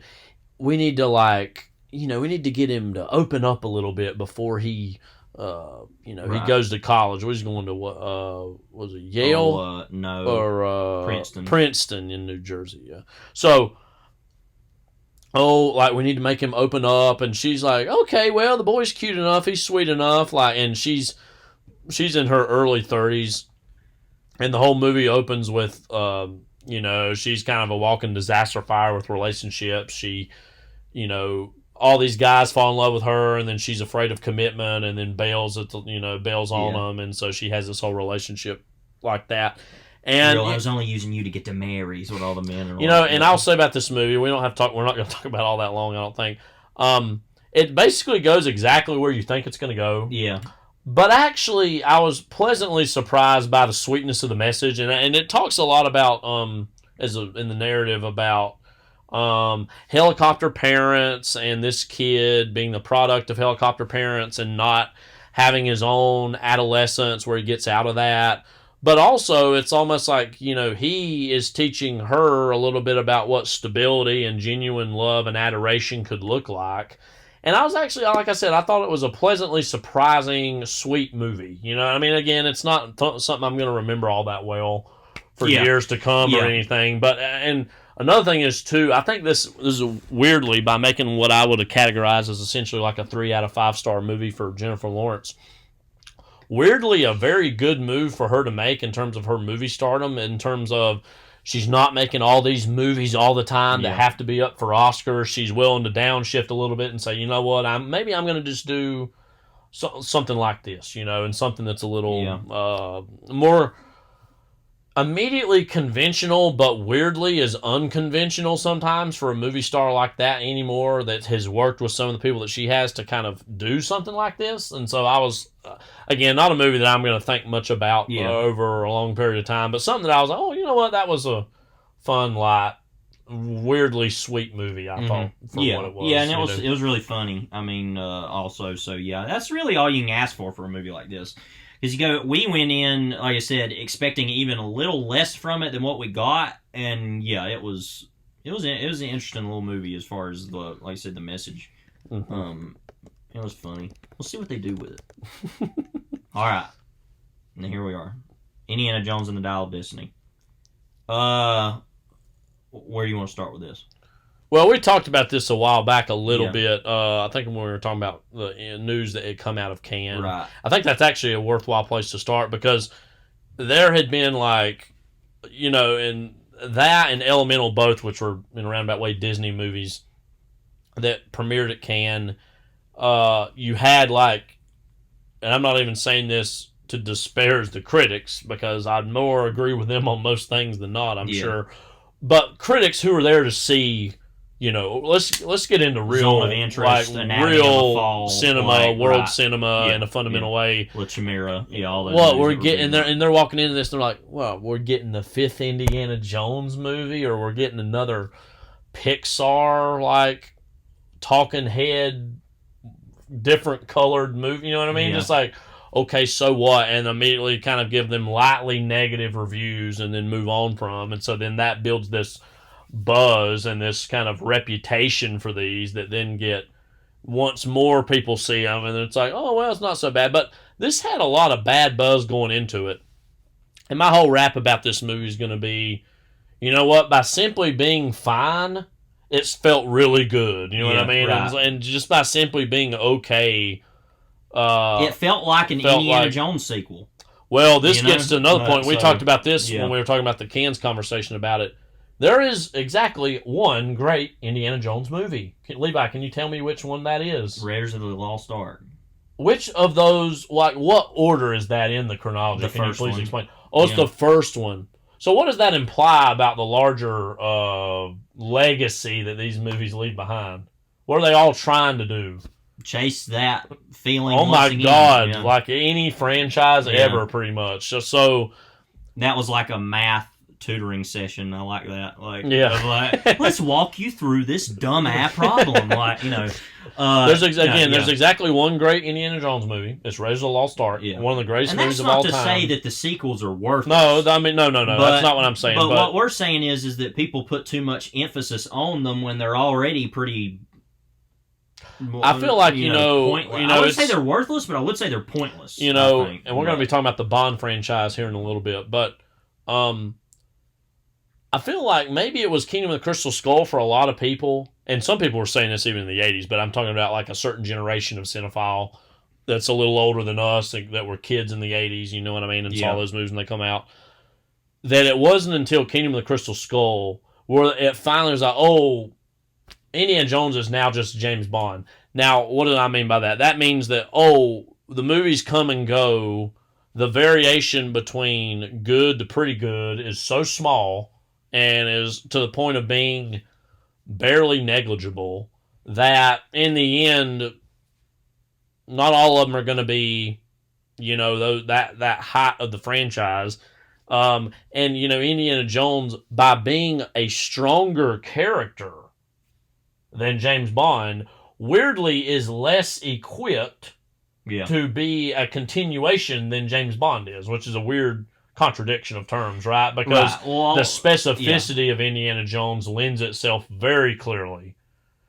I know you're not a big fan of The Last Crusade. That's my least favorite of the main three. Mm-hmm. I'd say it's the weakest of the three, but it's very in line with the 30s, particularly. And so once we even take him past that, not that it's bad. The same with Temple of Doom. And not that it's bad, but it's just you start to lose that flavor that you like from it. Yeah, right. Because I was even looking, and I had forgotten this, that they skipped the 40s altogether in the movies. Other than these flashbacks, right? And we'll get to that in a bit. But as far as it was a very 1930s product of kind of post Dashiell Hammett and entire, pulp magazines and books of the 20s, but especially the 30s and comic books at the end of the decade. And kind of just adventure cinema of the time, movie serials, that sort of thing. And I'll get to Temple of Doom in a minute, because I actually want to talk about that a little bit, because I will rewatch that last night for the first time in a long time. And spoiler, I think it is really good, but I have some things to say about it. Is that your second favorite out of all of them? Yeah, definitely. Probably would be mine, too. Because I think generally they get worse as they go, but I'm going to rewatch them and have a definitive opinion on that. But that I feel like is the greatest exemplification, and also the worst, in the best and the worst ways, mostly in certain negative ways, of the 1930s adventure story as it was, of the kind of misplaced Orientalism, but also just the visual of it. Like that movie, and we said this, I'll go ahead and talk about it now, because why not? The visuals of that movie, it was made for $13 million, I don't know, whatever. Well, the original Lost Ark, and no, I'm saying Temple of Doom was made for like $13 million or something like that, and it made more than what this movie was made. It was made 28. The budget was $28.17 million. It made for 300. It made $333 million. But that movie was made for that. Even if you put that in an inflation calculator, it's still going to be way less than $300 million now. That movie looks like $1 million. Like, I mean, it just visually. That movie has a very particular moment, is that it's post Raiders, post E.T. Spielberg. Yes. So that's a very high quality level of filmmaking that it's going to have. And it's pretty small scale, especially considering the first movie and the third movie.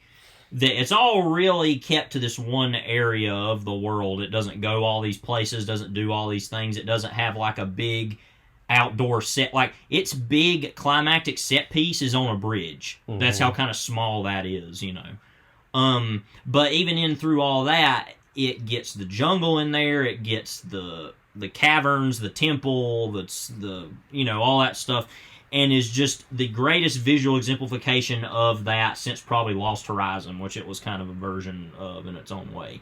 Like I said, that's problematic for a lot of reasons, mainly in the sense of the kind of exotic white savior kind of India is this kind of just for lack of a better term, group of weirdos that aren't white, There's some people that talk about Kate Capshaw as this sexist exemplification of a damsel in distress, especially compared to Marion in the first movie, which was much more agency. But I feel like what's interesting about that is to take that kind of character and put them in that situation is different than Marion, who always felt relatively competent.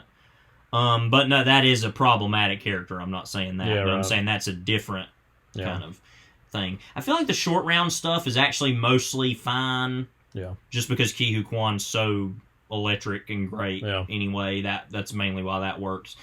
But yeah, especially, I know they said that some of the stuff with the food stuff in the movie was intended to be kind of, I read this on Wikipedia, a satire of what Americans think that people eat there. Mm-hmm. The movie does not play that way. It plays it directly as look how crazy this is.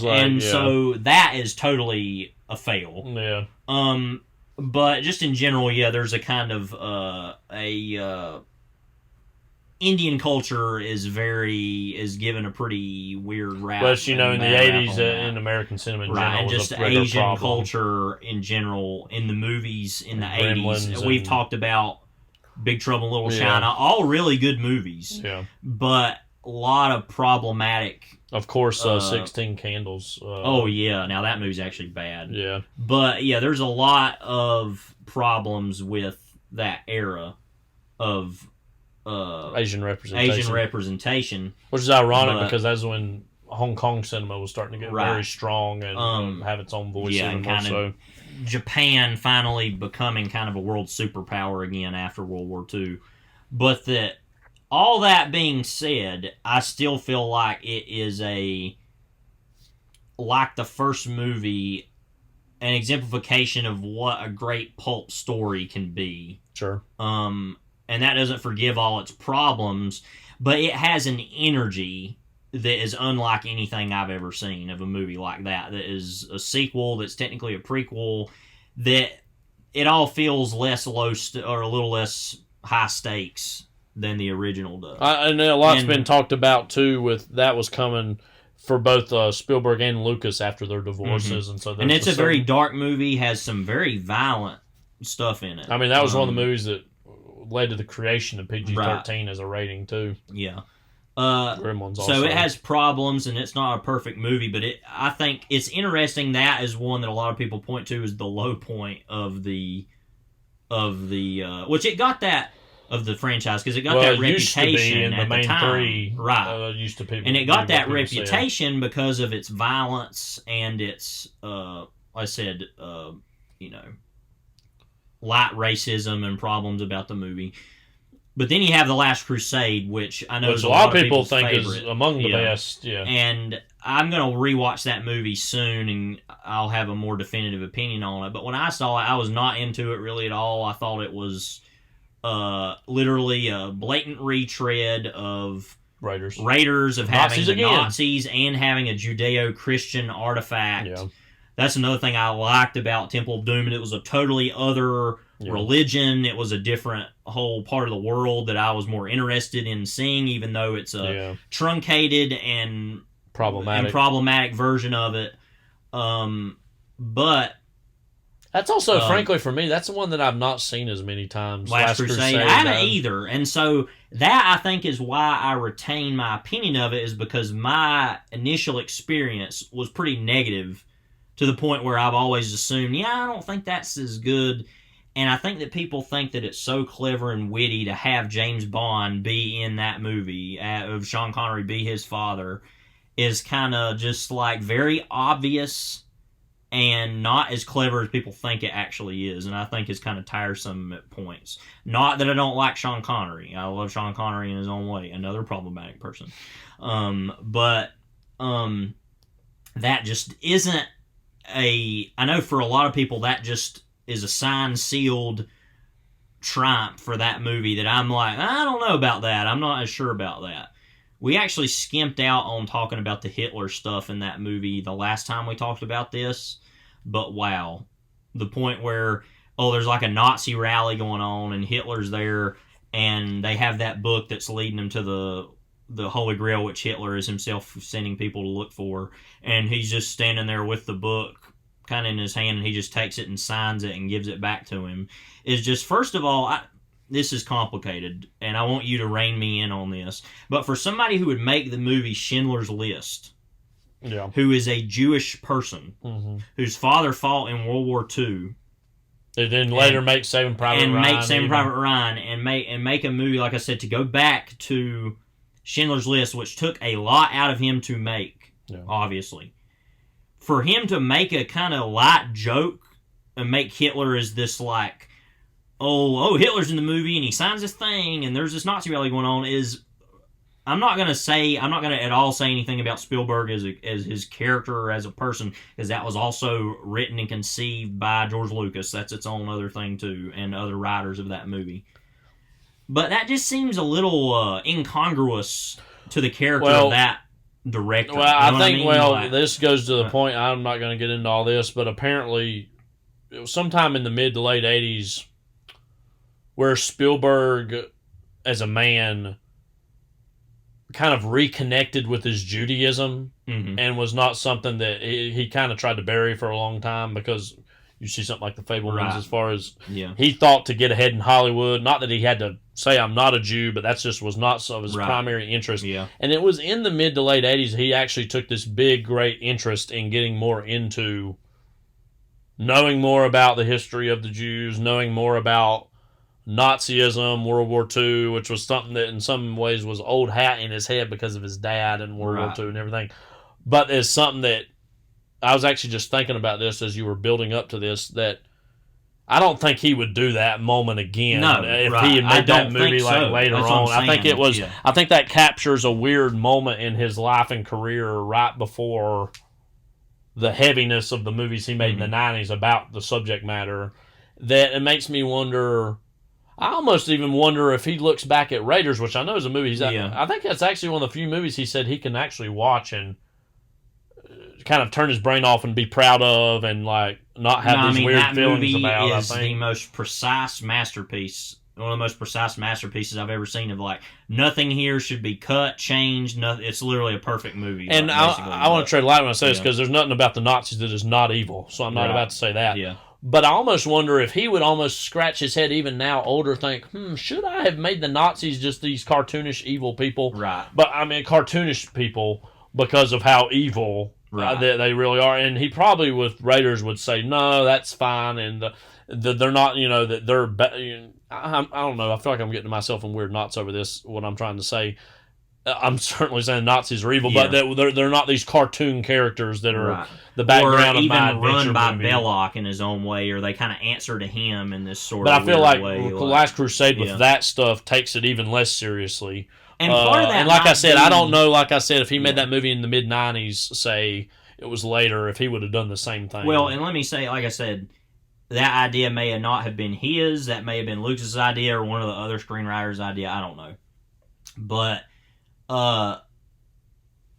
and even for Lucas, that feels weird to even make a joke like that. That feels kind of out of his character too, personally, of just his. Well, first of all, anything like THX 1138, the fact you would ever see somebody like who made a movie like that write any joke is interesting. And he did that frequently, obviously. There might be some people listening to all this right now and might be thinking, why are y'all taking the Nazis so seriously? Like, oh, they're bad guys, so what? They've been dead and gone for so long. Not really, but have you watched TV lately? You had your hearing tested lately? But some people are probably saying, well, this isn't real. It's like all made up. It's all fictional. Who cares? But it is a reflection of this undeniably evil organization and series of people in time that is not all that long ago. And again, that the legacy of which is still very much present, and even weirdly, Dial of Destiny dials into, no pun intended, the influence that even had on the space program too, and that's actually a little bit of a plot point in this. But and let me say also that I think it actually does fit the movie in that, and I'll say why. Because back then, at that time, and we've talked about this a bunch, you look at comic books or Looney Tunes or anything that took those people and said, look at this stupid looking this Nazi fool, look at him do this thing, and I think that makes sense for the movie. If it's trying to go into that, this is a fisticuffs 1930s adventure movie, let's make Hitler look like a fool. I think it actually fits the movie. But that also is inherently why I have a problem with the movie, which is to say you're not taking this seriously enough, which is weird for something that is what it is. It needs to be light. It needs to be fun. Yeah. But don't use the Nazis again. Yeah, that was the biggest thing. The ultimate thing that we're saying is just don't do that. Now that worked with Raiders because I don't ever feel like the Nazis come off as a joke. They're just there. And it's kind of like, they're doing this thing. The main villain is not a Nazi, though, exactly. Well, he's an opportunist who works with the Nazis to get what he wants. And also, even the use of the Nazis in the movie is almost, it's weird, it's after the fact, but it was set in what, like 35 or 6, That it's almost prophetic is that them trying to be overzealous and get this power that was beyond their control destroyed them. And so in its own way, it's making a statement even on So I don't find the first movie to be problematic in that way. I find Last Crusade to be, but... Hitler, of course, was a joke of a man, but he's not. I don't know if he should be a punchline in a big blockbuster movie. You know what I mean? He's like somebody who believed the things he believed and enacted the things he enacted. It's not really that funny. All of this actually makes me wonder what Steven Spielberg has to think about Inglourious Bastards and how that handles history. You know what I mean? All I'm saying is, in a similar vein, though. But that I wonder here's where we're going to put Hitler. But again, I was thinking about that too in terms of where Spielberg's career went with Schindler's List and then with Saving Private Ryan, if he would even do that moment again. Anyways, I've never thought that much about Last Crusade. I don't care that much about Last Crusade. I want to see it again just to have a more of a refined opinion about it. But it's not, I don't hold it on the same level of Raiders of the Lost Ark anyway. But anyway, I feel like these movies have always done their best when they strayed from the Nazis, even like with Kingdom of the Crystal Skull, which it does the next best thing, which is say, let's do the Russian Communist Soviet Union of the 50s. And kind of what is that, and what are they looking for? And that was the old man in and that's what's funny is it's like, that was at least somewhat witty to say, let's do this, but the older version of him, because they hadn't done a movie in a long time. And so it was like, okay, let's do the 1950s Indiana Jones. And that movie has a lot of problems. It comes off of the kind of George Lucas renaissance of the prequel movies and saying, let's do another Indiana Jones movie. And so does the hatred, too. Yes, and so that's why I think that has a problem.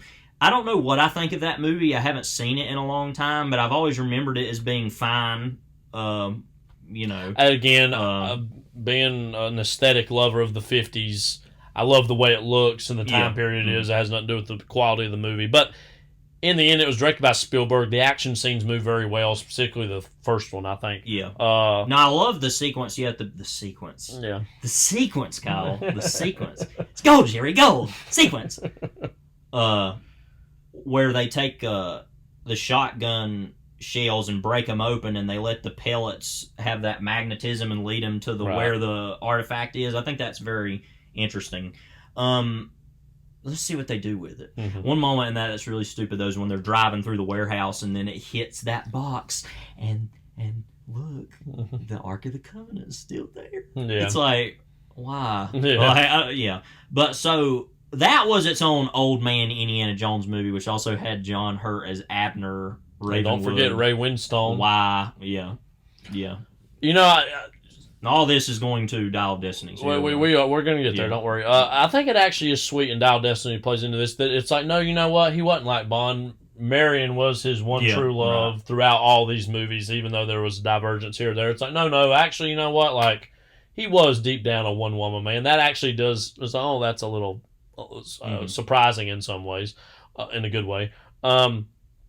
And then also, of course, Mutt Williams, which was a kind of a punchline in the late 2000s. That was that greaser right after LaBeouf in the Transformer movies, and him as Marlon Brando in The Wild One, basically for 2 hours. Yeah. Yeah. Get on, Gramps, as he says at one point. Right. Oh my god, he's so old. Oh my god, he's so old. And in this, he's even older. And in this, he don't even use a gun. He just punches people with his 81-year-old fist. So Dial of Destiny comes out. Again, we've just laid it out.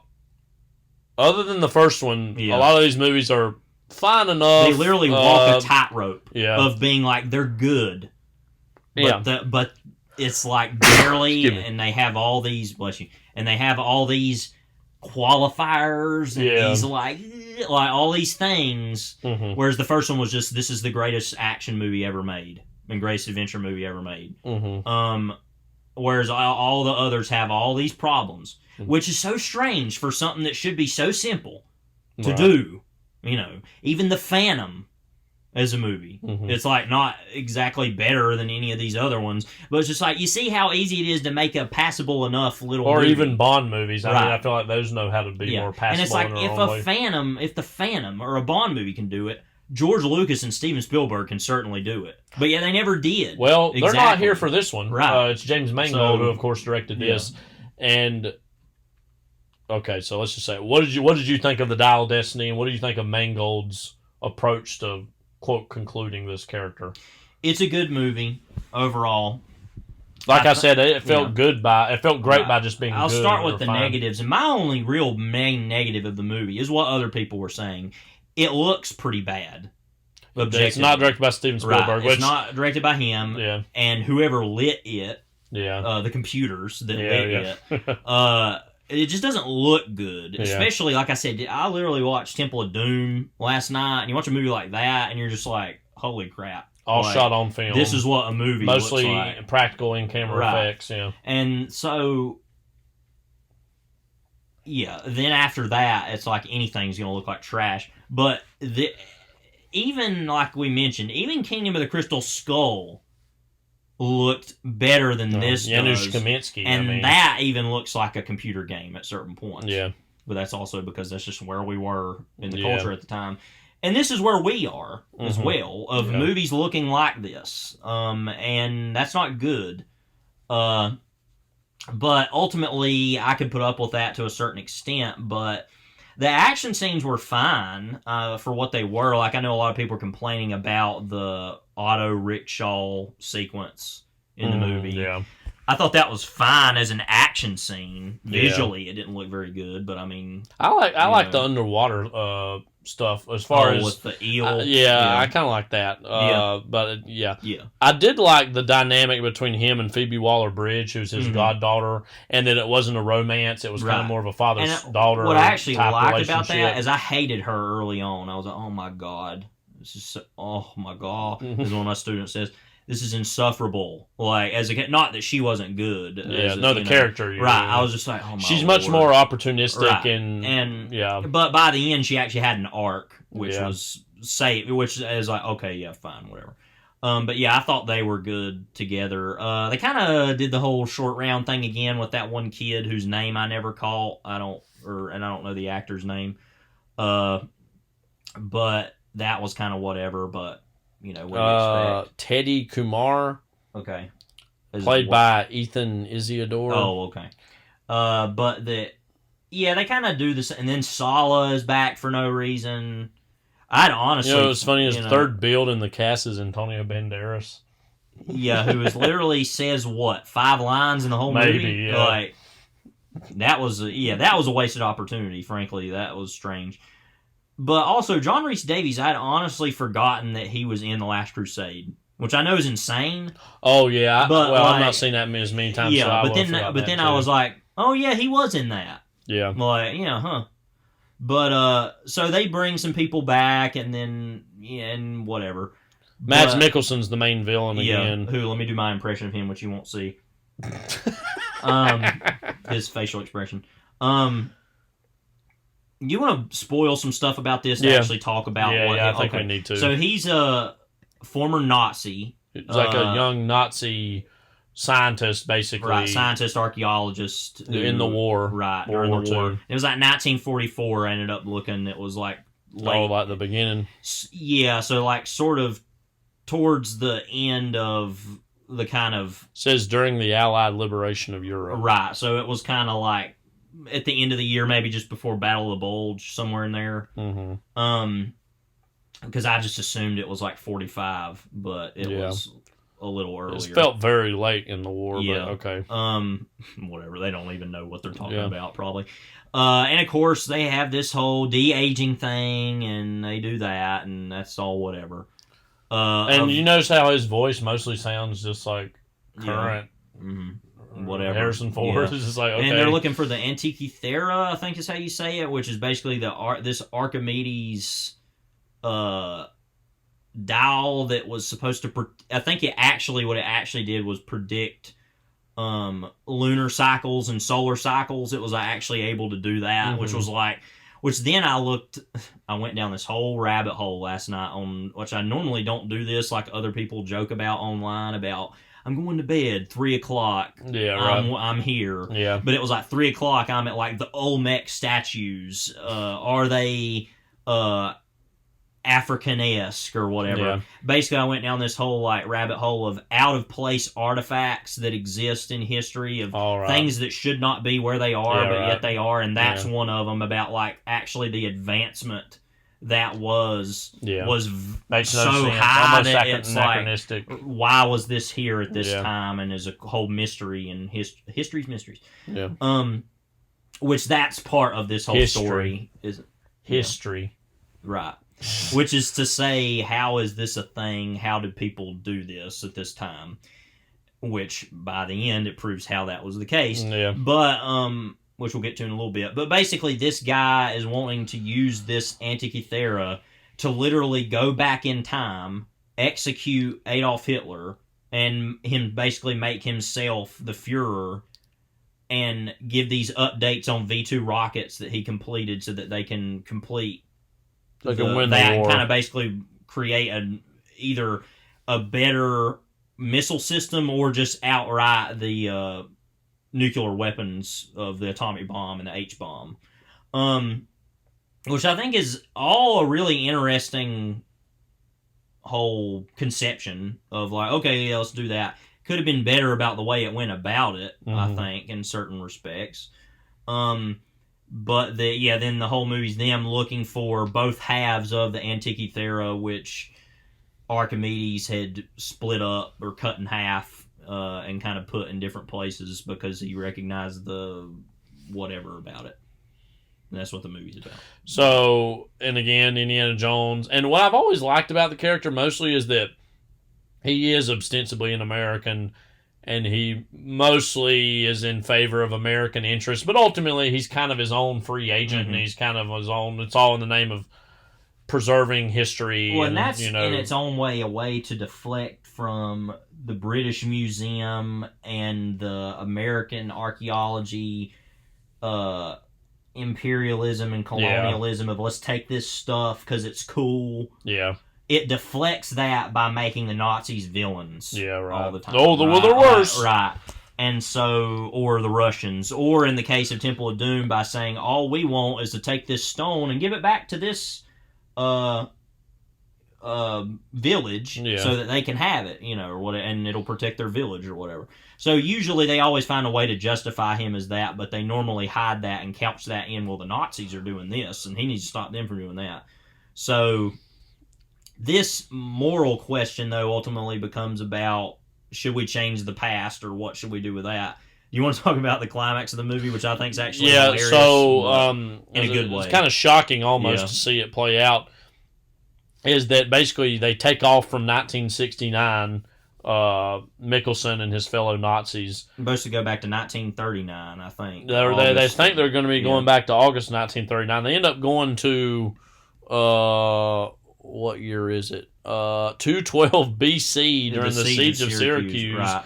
And so they fly through that, and all of a sudden they see like all these Roman warships, Navy vessels attacking them. Right. And then it cuts down to the people on the ground seeing, of course, what's like a 1930s era plane coming in from the 1960s. Of course, they have no knowledge of that, thinking, "Oh my God, this is a dragon," and they start like shooting at it. Yeah, because then it doesn't even show the people doing it. It's just stuff is being thrown at it, and it's like arrows going through it, and like fireballs hitting it and stuff. That just was literally a hilarious image. And then you have like Boyd Holbrook's Alabama Nazi weirdo like slamming an MG-42 out the window and just blasting, and they're probably just like, literally, what is this? Of course, the plane crashes. That was hilarious. It literally just smashes into the ground and kills everybody except for the characters we care about. Oh, that's so conveniently. Crazy. Yeah.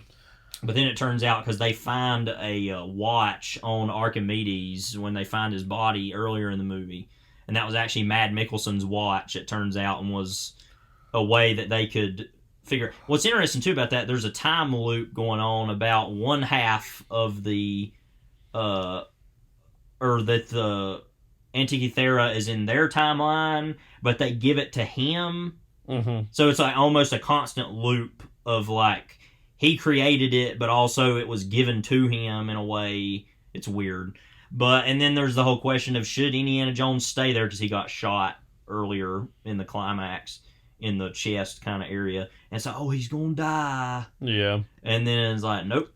So then they bring him back, and the whole thing is, no, you can't stay here. You need to go back. You belong somewhere else. Right. You belong in your time period.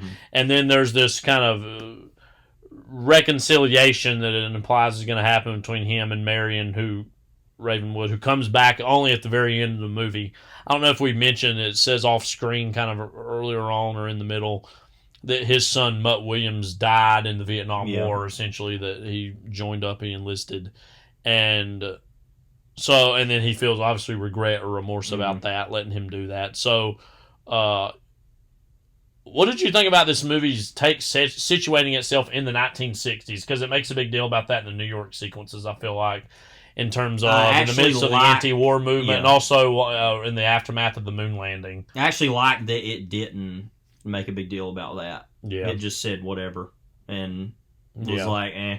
Yeah. Like, the biggest 1969 moment was Magical Mystery Tour blasting. Yeah. Like, that's it. Otherwise, and then that female character who's like a CIA operative, who's it's implied is kind of like a infiltrator of Black Power movements, but is like, working with these people or whatever.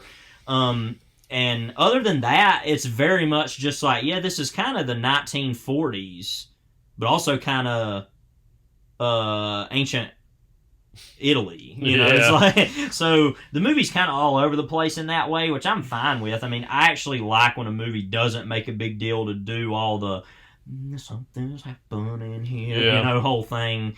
And it does it very briefly, and then it's over. There's a man with a gun over there, right? Kind of deal.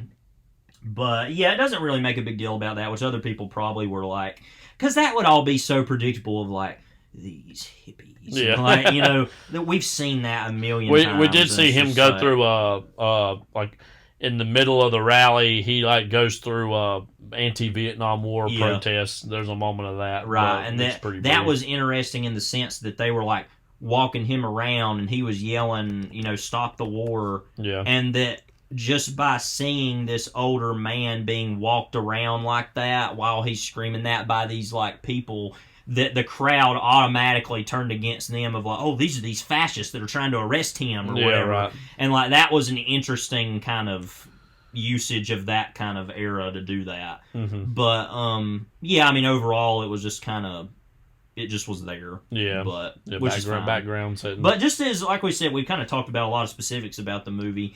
I think it was a useless movie that didn't need to exist, but at the same time was actually good enough to where, oh, okay, sure, now how much money it'll make, I don't know, but it was a packed house. I gotta say, we saw it in the Dolby and Hickory. So I was kind of surprised by that. So maybe it'll end up making a little more money than they think. I don't know. Yeah, but so Indiana Jones and the Dial of Destiny, again, as you said, didn't need to be made. Again, Kingdom of the Crystal Skull would have served as a perfect final movie anyways. Frankly, Raiders of the Lost Ark would have served as a perfect final movie if they really had the stones to make it that way, but oh well. No, but they did have the stones in Temple of Doom, as it turned out. They did have the stones to still yet never make a sequel to E.T. the Extraterrestrial. So I'll give them credit for that. Last thing on this before we get into the movies today, Alan Arkin passed away recently. Oh, was he 80? He was 89. Okay. He kind of had practically every award you can think of. He had a huge body of work: Academy Award, BAFTA, Golden Globe, Tony. Said he had 6 nominations for I am Emmys. singing a song. Like, Yeah, he doesn't necessarily have a sing-song kind of voice. Holy S is, yeah. Just talk about some big movies he was in. The Russians Are Coming. The Russians Are Coming when he was pretty young. Yeah. Wait Until Dark. The Heart is a Lonely Hunter. Poppy. Catch-22. The In-Laws. He even says he took on later supporting roles in Edward Scissorhands. I forgot he was in that. Glengarry Glen Ross. Grosse Point Blake. 13 Conversations About One Thing. Sunshine Cleanings. Get Smart, which I know we both think a lot about. The 2008 That's what I was movie, referring Get to. Smart. Where the Holy S. There's a swordfish in front of my face. Like, you know. Argo. Little Miss Sunshine he was really great in, too. He was a grandpa in that. That's what he won an Academy Award for, right? I think. Yes, he did. Yeah, and that's one of those classic. I'm an old man who's never won an award. Give me a award. He's And I'm gonna tell my granddaughter some stuff. Yeah, but that actually is a right. good movie, and he's good in it. So, what comes to mind for you when you immediately think about Alan Arkin? Also, Freebie and the Bean. We didn't mention that. That's one of the big movies. A lot for of him. his earlier stuff I had not seen for a long time. Like Freebie and the Bean, or Russians Are Coming, The Russians Are Coming, or even I haven't seen The In-Laws yet. It does say he has a musical career, so he tried. Yeah. That must have literally been him and Robert Mitchum should have done a double bill. You know? Him doing Calypso was just something else. But normally when I think of Alan Arkin, I usually think, I do not think of Alan Alda. I normally think of Get Smart, because that's kind of one of the first things I saw him in, and I know that's ridiculous, and everybody's like, what? But and was he on some big TV show at some point? Well, just real quick, as far as movies, he was in some movie called The 7% Solution, where he played Sigmund Freud. Okay. TV, let's see. Sesame Street. Larry for 4 episodes. He did do a lot of TV. You would expect he was on some big, long TV show. He said he voiced J.D. Salinger in BoJack Horseman. I don't quite remember. Oh, I do remember the Kaminsky Method. I know he was. Yeah, you remember J.D. Salinger in that show? He like owned a bike shop or something, and he was like hiding out, and then he became a whole character, and it was Alan Arkin. But Kaminsky Method was some show he did with Michael Douglas, which I know. But I mean, I just normally think of him in different things, and I think Freebie and the Bean, him and James Caan is a really great, hilarious pairing. Yeah. And a really good movie. I don't think of him in specific things. We talked about him with Havana, I think, a little bit recently. Right. Yeah, he was in that. So, he's just always that guy that you always want to see pop up and everything, because he's always funny. He's always got a very distinct voice. Yeah. So he got nominated for Best Actor for The Heart is a Lonely Hunter. He would have been, John Singer in that. He was the deaf guy, I think. He even got an Academy Award nomination for Best Actor. It says for The Russians Are Coming, The Russians Are Coming. Which I remember thinking he was funny in, but I don't know if that's necessarily I don't either. Best Actor award worthy or anything. Anyway, Anyway, so Alan Arkin, you'll be greatly missed. But sorry we have to besmirch your memory by talking about kids. But we might, I don't know. I know, well, you know what? Let's just, let's go ahead and get into the trailer for kids before we talk about it. Spoiled children soon to fall. Freedom is the lie we live. No one cries for help, waiting for the fire. The daddy never understood. Thought I was up and no good. I'm throwing at me in his sweatpants. Make me dance, belly dance, belly dance, belly.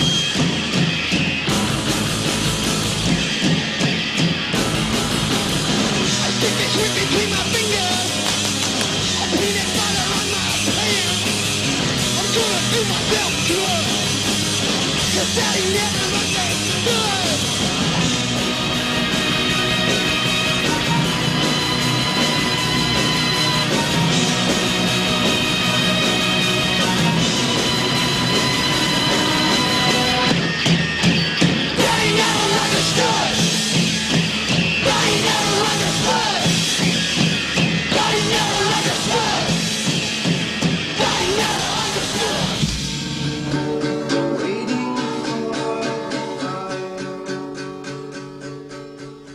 And that was Kids moving on to GoldenEye, 1995. Oh, wait. Well, we might set a new record for how short an episode is. Well, not the episode itself, but like as far as talking about, because I remember when we did American Psycho, and we were like, yeah. What was the other movie? It was Wedding Crashers. Yeah, and we were like, no. Like, whatever. Yeah. We're gonna try to get. You this might notice by looking at the runtime of the episode right now that we've spent more time than I think we're going to spend on the rest of it. On the other things. That's fine. It's our show. What are you going to do? What are you going to do? What are you going to do? Complain? I dare you to send us an email. Send us a Gmail. At HuffmanBrothersProductions@gmail.com. Again, swear that's you won't Huffman Brothers Productions at gmail.com. You have no balls to send an email. To send a Gmail about Kids. Kids is a 1995 American coming-of-age drama film directed by Larry Clark and his directorial debut. But with emphasis on coming, but yeah. Anyway. And written by Harmony Korine in his screenwriting debut. Oh, thank God. It stars Leo Fitzpatrick, Justin Pierce, Chloe Sevigny, and Rosario Dawson, all in their film debuts. I was honestly thinking probably what is the biggest legacy of this movie? It's probably that Chloe Sevigny and Rosario Dawson had careers after this. Yeah. That in and of itself is a monumental task that, oh wow, people wanted to... They're both good in the movie for what it's worth, but like... Yeah, I feel like Sevigny has the best performance in the movie pretty definitively, but it's also because she's the best actor in the movie. I won't say too much about this, but her later in Last Days of Disco, that was a big, like, who is this new star type of performance. This is like, she's a little younger, obviously, and the movie's not... She is among the main characters in the movie, but like is not spotlighting her as this you need to see talent. Set in 1995, Fitzpatrick, Pierce, Sevigny, Dawson, and other newcomers portray a group of teenagers in New York City. They are characterized as hedonists who engage in sexual acts and substance abuse over the course of a single day. We said this last week. Ben Detrick of the New York Times described the film as, quote, Lure of the Flies with skateboards, nitrous oxide, and hip-hop. There is no thunderous moral reckoning, only observational detachment. So, Levi, what did you think of Kids? I didn't like it. So, yeah. I actually liked it less than I was expecting, because I went into the movie like, yeah, it'll be that, but maybe it'll be good. No, it was that. It was that. We talked about it last... We can almost have the same conversation and be done with it as we had last week. It represents, I think, ultimately the 90s getting to this point. I mean, it embroiled people. People were pissed off about it at the time, about literally taking, teenagers and showing them for what they... I don't know, it's complicated. I think it's saying this is what they really are. It's like, well, maybe they're not everywhere, And it's trying to represent... I respect it for trying to represent the Lollipop Guild. To represent what you represent. It's not about me. Is it? See, I'm trying to get every single way to not talk about this movie. I respect that it is trying to represent a certain type of teenager in 1995 that has ultimately been a certain type of Gen X teenager that has been left to their own devices and is ultimately chasing all of the sensual pleasures they can get their hands on because that's all they care about and know how to do. That's all that they can recognize right in front of them. And there's no future for them.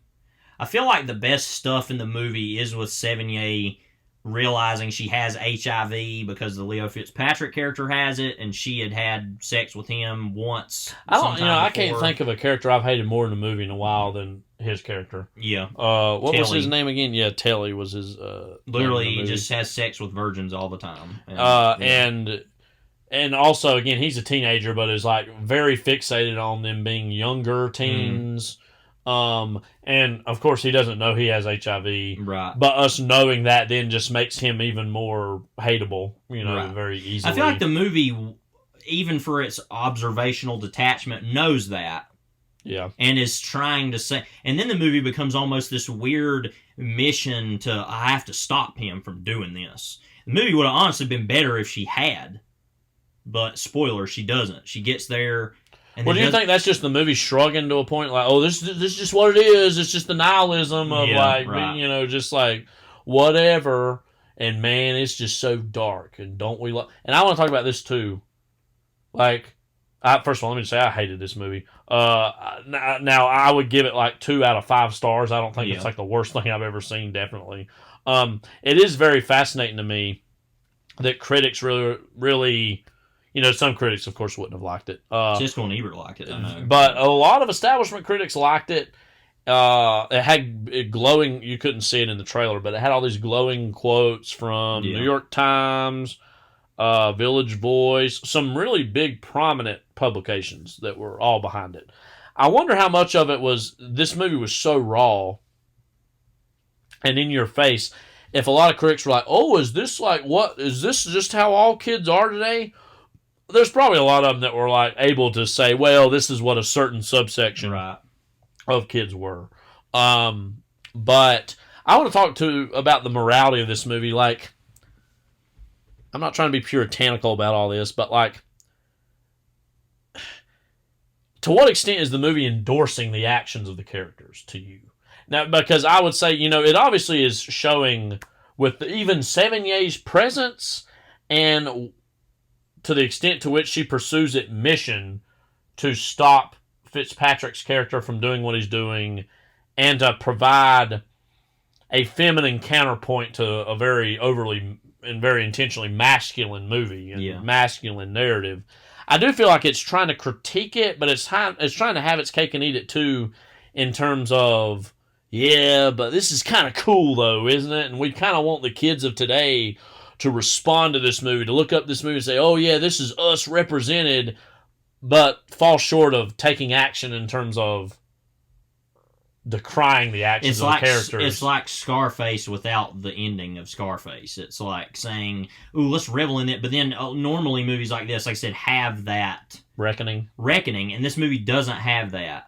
So is that, quote, a bad thing exactly? I think what the problem with the movie is ultimately is written by Harmony Korine, who is his own... Well, we actually like some of his things. And I don't even mean I'm saying that the problem of the movie is Harmony Korine. What I'm saying is he wrote the movie, but then Larry Clark directed it. And it seems to me like Clark wanted to have this more observational...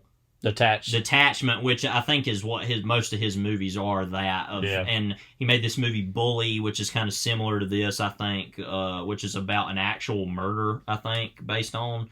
That's, by the way, not at all what I expected. The director of this movie. It looks like a combination of a Batman Forever character and James Ellroy, put together. But Bully came out in 2001. Yeah, so he made a lot of movies like this where he was an older guy when he was making these movies too. I mean, he wasn't like Harmony Korine, who was like practically a teenager himself.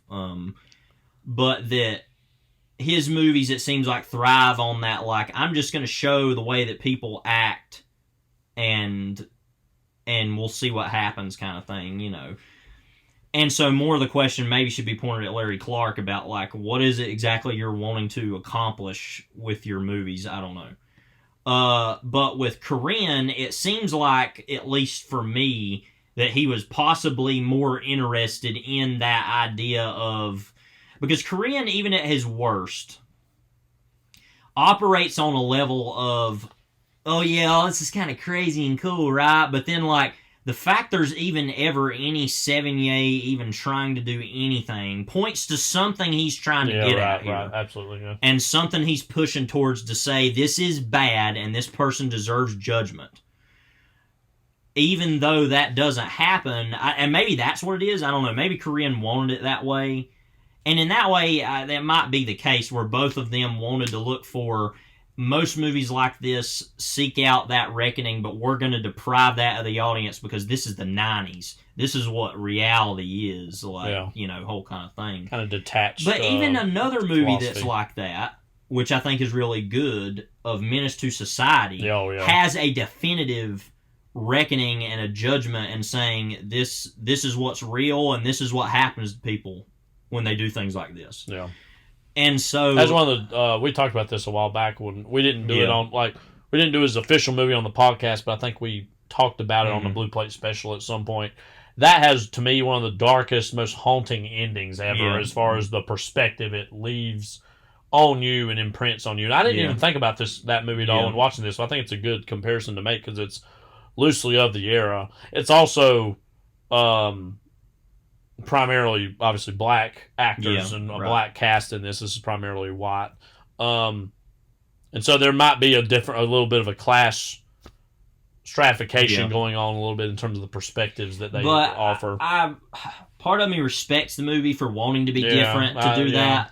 But then it would have been enough for me if Sevigny would have maybe just left the party or just fell asleep. But then they have to have the whole thing of Franklin Pierce raping her at the end of the movie, which is just like all right, like that's just a nail in the coffin of an already interminable movie. Just like, why are you doing this? And part of that is, I know what the intent of that is also, is to say, well, now that guy has HIV. And then how many people are going to spread it to? And so I kind of get that, but it's just an abysmal experience altogether, to the point where I'm like, I don't know what the point of this is, like, because I don't know. I guess they fear of trying to make it a after school special kind of thing of like, oh, look at what happens when this, and this is what happens when you do this. And it's like, this goes to my next question, that idea. Who is this for? Because is it for, is it for the New York Film Critics Society? Is it for a Sundance crowd? Is it for adults, other teenagers to point at and say, oh man, isn't this kind of cool, and to live vicariously through it? But then when the movie's over, go, yeah, but that ain't too cool, man. Let's go do our let's go drink a Sprite, like kind of attitude. Let's go drink a Sprite and play some Tony Hawk Pro Skater. Right. But or for adults to say, this is what your children are doing. All I can say too is that this movie, along with the end of Western civilization, the decline of Western civilization. I'm sorry, excuse me, the decline of Western civilization, which I think is better made movie, and actually a good movie. Yeah, I detest what the people it's about for the most part. Some of them make me laugh, and some of them are actually halfway talented, but most of them I'm like. Well, also about that movie too, even when those people are that, it is observing it, but also saying, well, wait a minute, what is this world?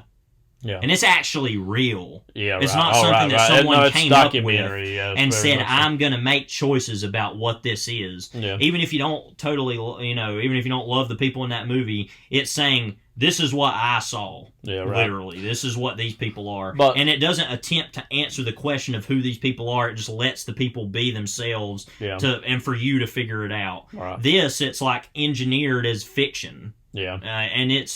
But it tries to be a documentary, too, in its own way. But what I was leading to with that, those comparisons of those two movies are, I say this as a very liberal, progressive-minded person. I see things like this, and I go, oh, this is why people become Republicans, right? Because this is the world as reflected by Fox News in a weird way. And so, by being edgy, you're actually casting aspersions towards a certain... Now, you can't control what people are going to think about your movie, or you can't totally control that, but you have to know that you're casting large generational aspersions towards a certain group of people, even a group that you maybe consider yourself a part of, a product of, a reflection of, and you're trying to boost them up in some way. In a roundabout way, again, there's most of American society, and I guess I would include myself in this group, who see this and say, you know what?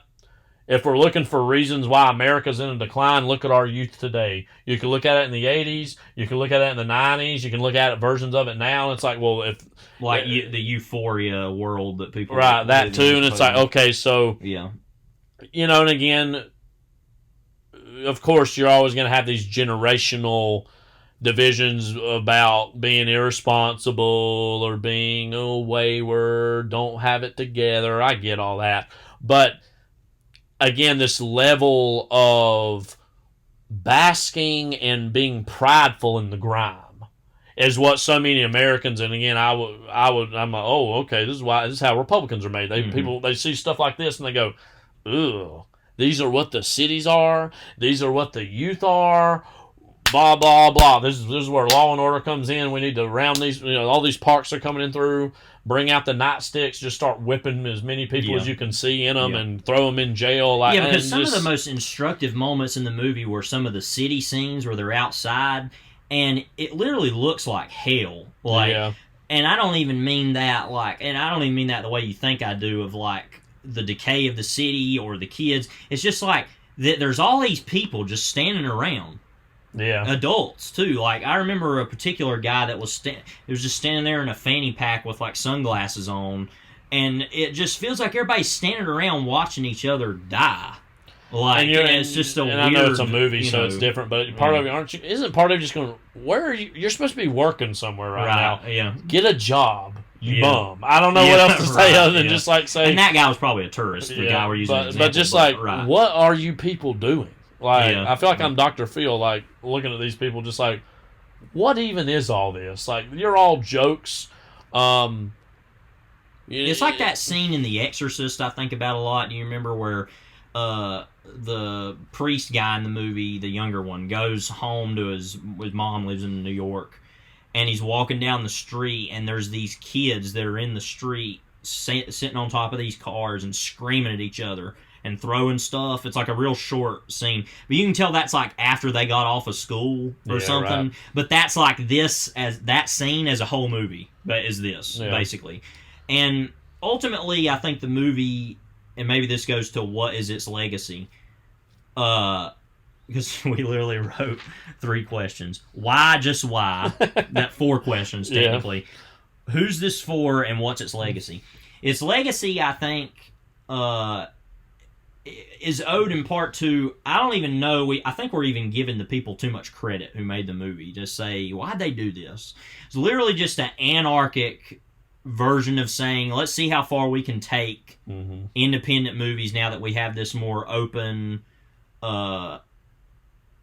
free way to do what we want to do. I love a movie like Natural Born Killers, which is an extremely problematic movie that we will probably discuss at length on here someday and never truly reckon with as a movie. I love that movie, but it's kind of one of the worst movies you could ever... And this movie was probably already being slightly made because that was 94 when that movie came out. But that's almost the worst type of movie to be made around this time, because then it's like, oh, well, let's just do whatever, Yeah. Because as confused as that movie is, Oliver Stone is a thinker of a filmmaker to say, I have some ideas and some thoughts that I want to put on the film, jumbled as they may be.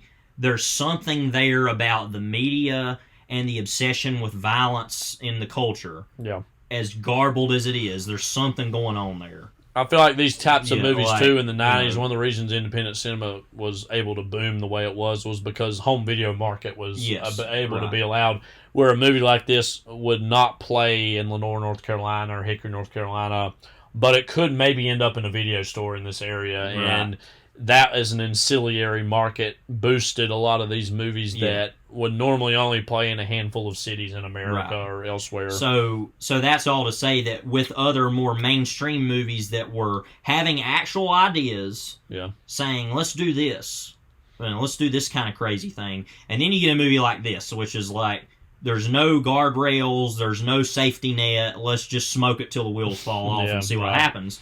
And this is the kind of movie you get, ultimately. And it has moments of like, maybe this is what this is about, and maybe this is this, but that's literally only a scaffold through which to tell an anarchic story. I think that's all very true. By the way, the budget was $1.5 million. It made $20.4 million, so it was a stealth hit in its own way. It's weird because so often I'm so able, even movies I don't really like, I'm so able to differentiate between what my feelings of it are and what my artistic recognition of what it is. I hated other than Chloe Sevigny and Rosario Dawson, I hated practically every single character in this movie, to the point where I hated the actors for even being involved in it. I hated the filmmakers for making it. In some ways, I hated myself for even watching it. And so it's that level of hatred that a movie like this is. It's bread and butter. That's what it's meant to do. It's meant to provoke response. And like I said, I just You know, and weirdly, we were watching Independence Day around the time we were watching this. I was just waiting for the flying saucer to fly overhead and just blast them all to hell. Or even just thinking in the fictional reality of Independence Day that, they were there and they died a horrible death. Or they already died before that. Yeah, so I take a weird level of comfort and joy. And I don't use the term joy lightly.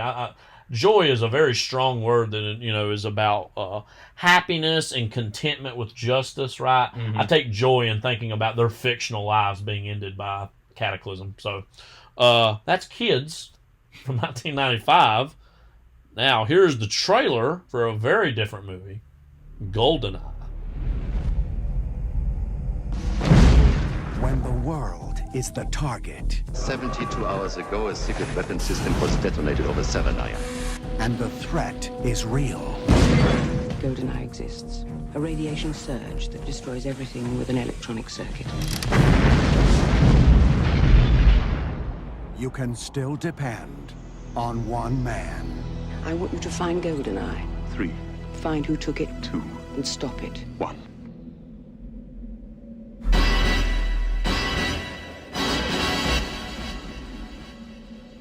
The name's Bond. James Bond. The world's most famous secret agent is back. We aim to please. And this time, 007 is facing the ultimate enemy. The man who knows him best. Hello, James. What an unpleasant surprise. 006. What's the matter? No pithy comeback? He was your friend, and now he's your enemy, and you will kill him. Is the satellite in range? Target is London. Now, the entire world is about to be caught in the crossfire. See you in hell, James. You first. Kill him. The pleasure will be all mine. Did you check her out? Head to toe. 3 clicks, arms the fuse. Don't say it. The writing's on the wall? Grow up, 007. I think you're a sexist, misogynist dinosaur, a relic of the Cold War. No, James, I was always better. Both of you, stop it! You're like boys with toys. Trick is to quit while you're still a kid. I wouldn't think of it. Charming, sophisticated secret agent. Shaken but not disturbed. Get us out of here! Bond, only Bond. Man just won't take a hint. You don't need the gun. That depends on your definition of safe sex. On November 17th, United Artists brings you, trust me, James Bond. Why can't you just be a good boy and die? That's one trick I've never learned.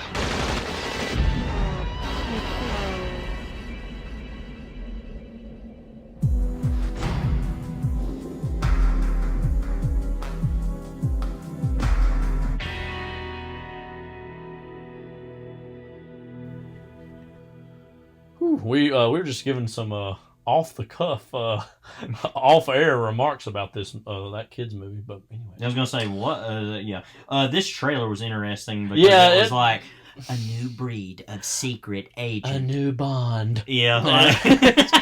So I don't know that guy. You hear him for some certain movies. Now, of course, I was referring to the XXX trailer when I was talking about, which of secret agent, which was also that trailer was also on the Spider-Man VHS with I Spy. Mm-hmm. So just spies were everywhere in the early 2000s. Mm-hmm. Literally, they were after 9/11 as well. Mm.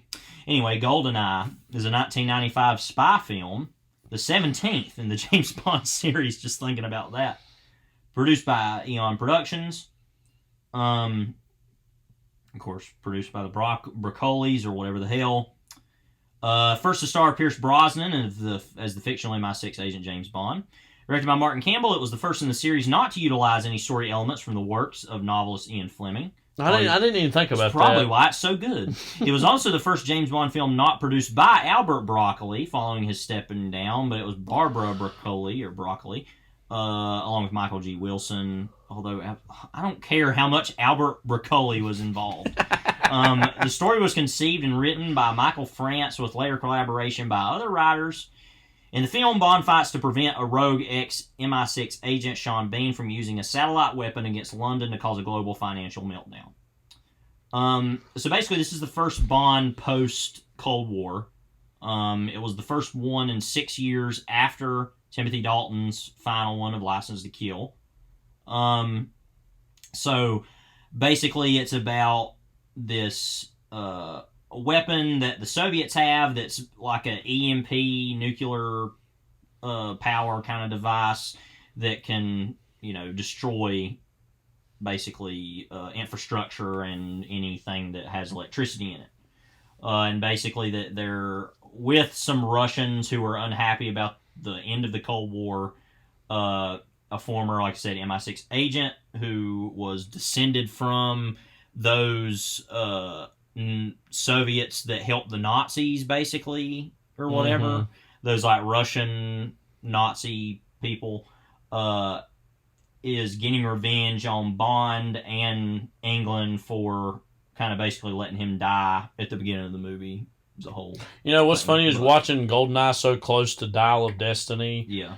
It is a weird thing of like how easy it is for us to say villains, bad guys.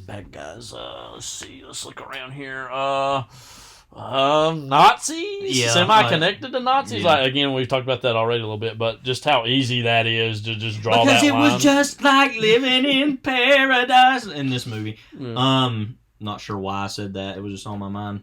Well, Cuba looked pretty great in the movie. Yeah, that's true. Like a nice little anyway, holiday bungalow. We'll go through the cast. Pierce Brosnan is James Bond. James Bond. Previously antagonist in Mrs. Doubtfire. Don't forget. That's true. An MI6 officer assigned to stop the Janus crime syndicate from acquiring GoldenEye, a clandestine satellite weapon designed and launched by the Soviets during the Cold War. We'll talk about James Bond in general in a bit. What are your thoughts on Brosnan, his movies in general of his Bond movies and him as Bond, but also him in this movie? I mentioned this, I think I've talked about this in the past. When you just say the words James Bond or 007 to me, Sean Connery. Yeah. That's it. Okay. Right. That's where my mind immediately goes. Now, of course, there have been other actors than Sean Connery who have played James Bond. I grew up in the 90s, and this was before I was even seeing and appreciating these movies. But when I saw, the new James Bond movies coming out, and I saw the face of who it was Pierce Brosnan for me, growing up as a kid in the 90s and early 2000s. Also the video games. Very first Bond movie, yes, that too. Very first Bond movie I saw in theaters was Die Another Day, which was not good. Die Another Day. But you know what's funny is I remember actually has some good action set pieces. The garbage at the end of the movie, oh my god, awful. But like, what specific thing? Like Die Another Day, where it's like using the lasers and the invisible car, and like just stupid as hell. But like the opening set piece, I remember liking seeing as a kid. I remember how loud it seemed in the theater, and the whole part where I don't know if you remember, where he jumps on the bell to save himself from going over the water, and he's like, saved by the bell. And I remember as a kid, like, sitting there laughing, like, oh, I've seen that show on TV. I know what he's talking about. Like, and that being a moment I was weirdly proud of in the moment that I'm like, oh, I know what that is. Like, moment. Anyways, Brosnan, though, to me, and again, I think fondly of Craig as well. Brosnan is one of those, again, my default Bond setting in my head is Connery. Brosnan, I do think, is quite good. What I think Brosnan lends is a pseudo combination, actually, of the comedy of Roger Moore mixed with the grimness of Timothy Dalton. Yeah. That literally were the first, the two Bonds that were directly before this. Right. It feels like it's like actually kind of threading the needle between, we know how to make Bond kind of funny again, because the Dalton movies were not a funny Bond, which is fine. I mean, they're goofy in their own ways, but not like... Timothy Dalton's not trying to be a funny Bond in the same way Roger Moore was. But also, we can have fun with it, and he's got a certain glint in his eye. I don't want to go overboard with this. something I actually noticed about this movie after having watched all of the Moore and Dalton movies, which we talked about in the last pod. Yeah. I had not seen any of the Moore or Dalton movies before this, and so we've been working on trying to watch all these before we got to this. And that was valuable for me just to see the evolution of the franchise, most especially see Bond in a 70s context, which was never a time I imagined Bond existing in my head, because when I think of the 70s, I'm thinking of either like Five Easy Pieces, Robert Altman, or like maybe Black Sunday. You know what I mean? I'm thinking of those kinds of things, and all of a sudden to insert James Bond into the Shaft 70s, or right? Yeah. So that was not something I expected. So that was instructive in its own way. As we said, the Moore movies are mostly not good. Moore himself I liked. Yeah. I was surprised by the extent to which I liked him. The movies themselves were not good. I both liked Dalton and liked his movies, although they were not quite the best of the series necessarily. They were a step up overall from what the Moore movies had been. Yeah. But what I really noticed watching this movie this time, and I think Brosnan's performance plays into this, is weirdly, and it doesn't seem like a long time if you're going, what, the License to Kill was 89 and this was 95, so it's 6 years. So that might not seem like a long time. But maybe considering they made a movie a year though, therefore in the 60s especially, and consistently throughout the 70s and through the 80s. I want your thoughts on this too, because it's the first time I've really said this out loud. I do feel like GoldenEye is almost as a movie and a narrative, and specifically with the way Brosnan plays it, and I'll explain that here in a second. The canonization of Bond finally as a cinematic institution. Now, Bond had already been a cinematic institution like by the 60s already. That was those were huge movies. But what I mean by that is it's referencing of both when I say Bond's history, I'm not talking about like all the other Bonds, but like Bond is an established thing with these new elements rolled into it. Yeah. Whether that be with M in the movie, and again, Judi Dench is by far the best M the series has ever had. That's pretty unimpeachably true. Like, I can't, it'd be interesting to hear somebody argue against that. It would just be hilarious. I mean, but, I hate to just, because I genuinely love the older movies. Because that carries over into the Craig movies, too. And then I think Fiennes is good. But he's not Judi Dench level. But don't you feel like the movie is being self-referential in its own way about this as a franchise, and that we're burying the past but also forging into the future with Bond? And what does Bond mean in the 90s? I feel like the movie's trying to attempt to wrestle with that. We put the clip in last week, but the clip of Robbie Coltrane as, what is he again? He's basically like a Russian mobster or gangster, basically. His name is Valentin Zukovsky. Who's later in The World Is Not Enough. Yeah, he comes back. Yeah. But like with that scene in particular where it's like... Which is probably the second best of his movies, I think, in my opinion. Well, I need to see Tomorrow Never Dies again. Tomorrow Never Lies. That's literally one of the funniest things I've ever heard about Hollywood. Now, Tomorrow Never Dies does have some really great sequences in it, action sequences. Hashtag sequences. But that whole scene that they have in this movie, where he's talking about the Walter PPK, and he says all this stuff about like shaken not stirred, and I hear M's a woman now. I feel like that a scene like that very much epitomizes. We know this franchise is getting old, and it has a depth and a history to it, but we're going to keep forging on and moving on, and particularly with and that's why I feel like Brosnan is not necessarily the best Bond, but he's almost an encapsulation of all the Bonds before him, at least by that point, in terms of he can be a cold-blooded killer when he wants to, but he also has a sense of humor. He also knows when to put country above all else. I mean, it just feels like this synthesization of everything before him that, again, is not necessarily the best Bond, but is certainly among the best Bonds in terms of trying to condense all those. But I don't know what you think about any of that. Yeah, I think that's true. I mean, I think about that scene in this with M where she's like, I don't like you. I think you're a dinosaur, and we need to get rid of you. That's another scene. The word she uses, That's another scene that's very clearly trying to talk about the franchise in general. And it feels like him in this movie the way he responds to it is so ingenious that he's always just kind of smiles and just looks at him like, "Yeah, you'll see what I can do." Like, so I like that the movies are admitting, yeah, Bond's old hat, but then saying, "Oh, but he can still do it and figure it out," and that we're going to put him into the context of what a '90s action movie is by that point. And as far as condensing all the Bonds into one, I feel like the true moment of that, which is like all types of Bond into one moment, is when Famke Janssen in this movie, who, how can I say this, looking respectfully, I guess, you know what they say, but that she is trying to, do the on a top squeeze moment in the, sauna, and he, points that gun at her and says, "No more foreplay," and, pulls the hammer back. It's like him joking, but also I will blow your head off. It's like a moment where I'm genuinely yeah, he could shoot this person in this moment if he wanted to. And of course he never does, because she has to have she always liked a good squeeze moment. Yeah.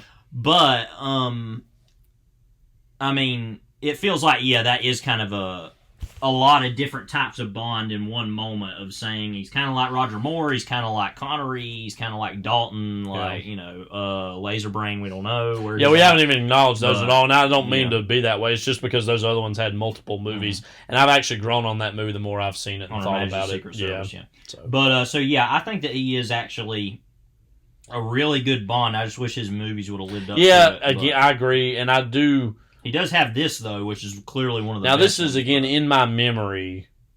Again, The World Is Not Enough and Tomorrow Never Dies are fungible to me in terms of what I remember about them. I want to see them both again.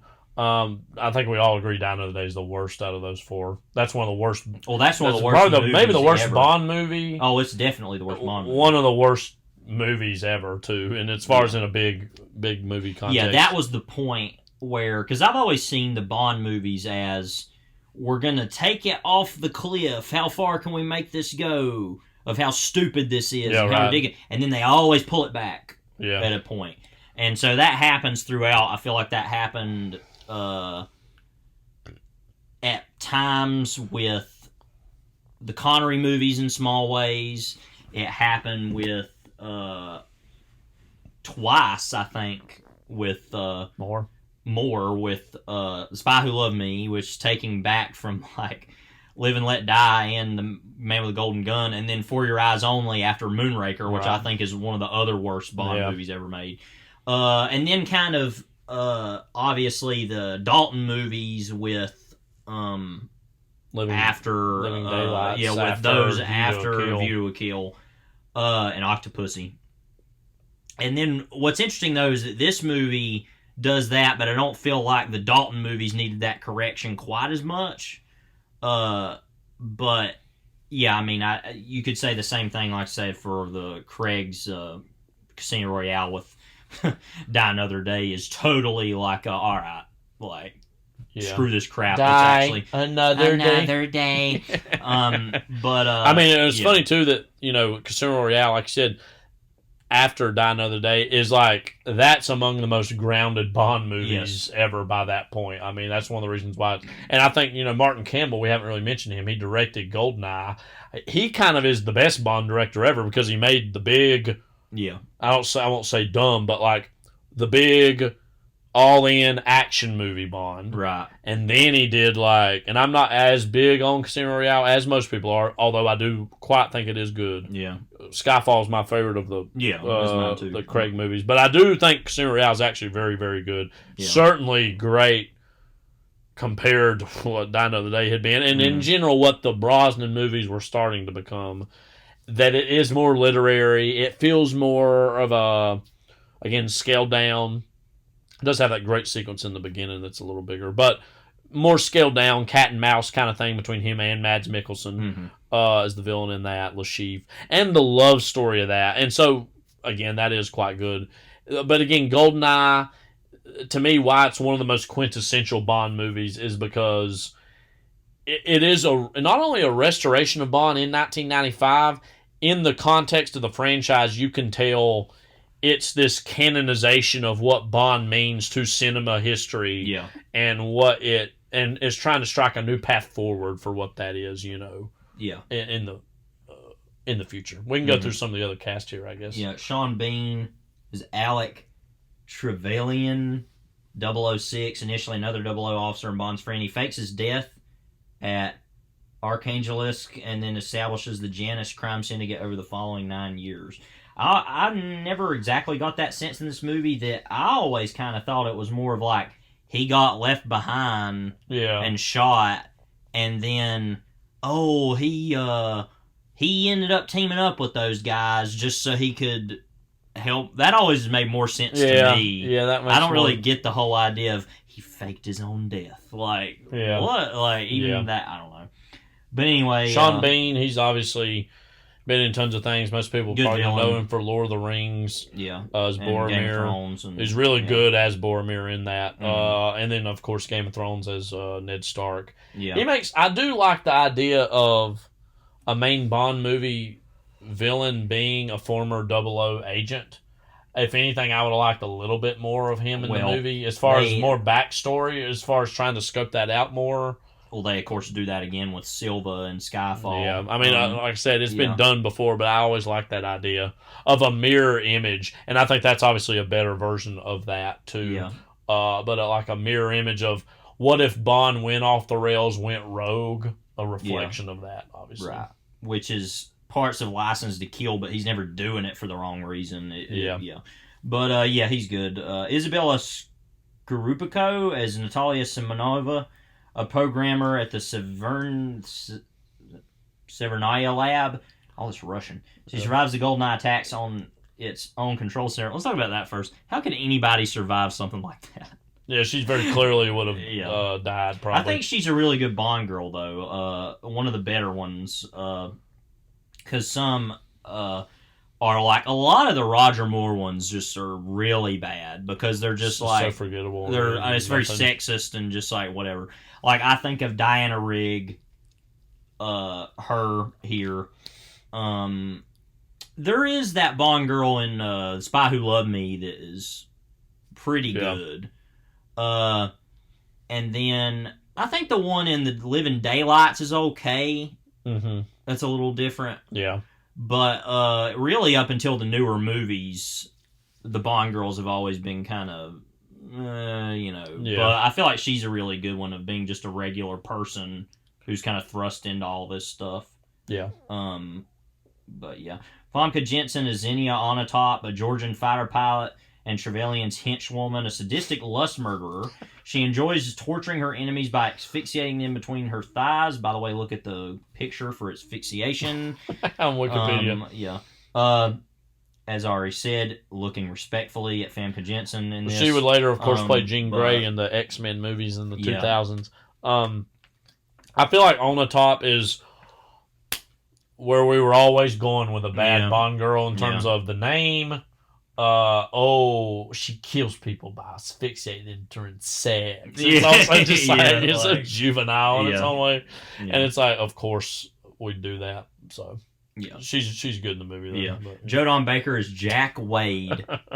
Jack Wade, a veteran CIA officer on the same mission as Bond. He's basically Felix Leiter without being Felix Leiter. I mean, I feel like they're trying to get away with having Felix Leiter in the movie without calling him that. Should be said he previously played the villainous Brad Whitaker in The Living Daylights. That's very bizarre to me that they would take a guy who I love Jodon in anything. Yeah, and I honestly think he's better fit for this. Yeah. Than he is the villain in Living Daylights, even though that is very funny. You know what I mean? And his death in that.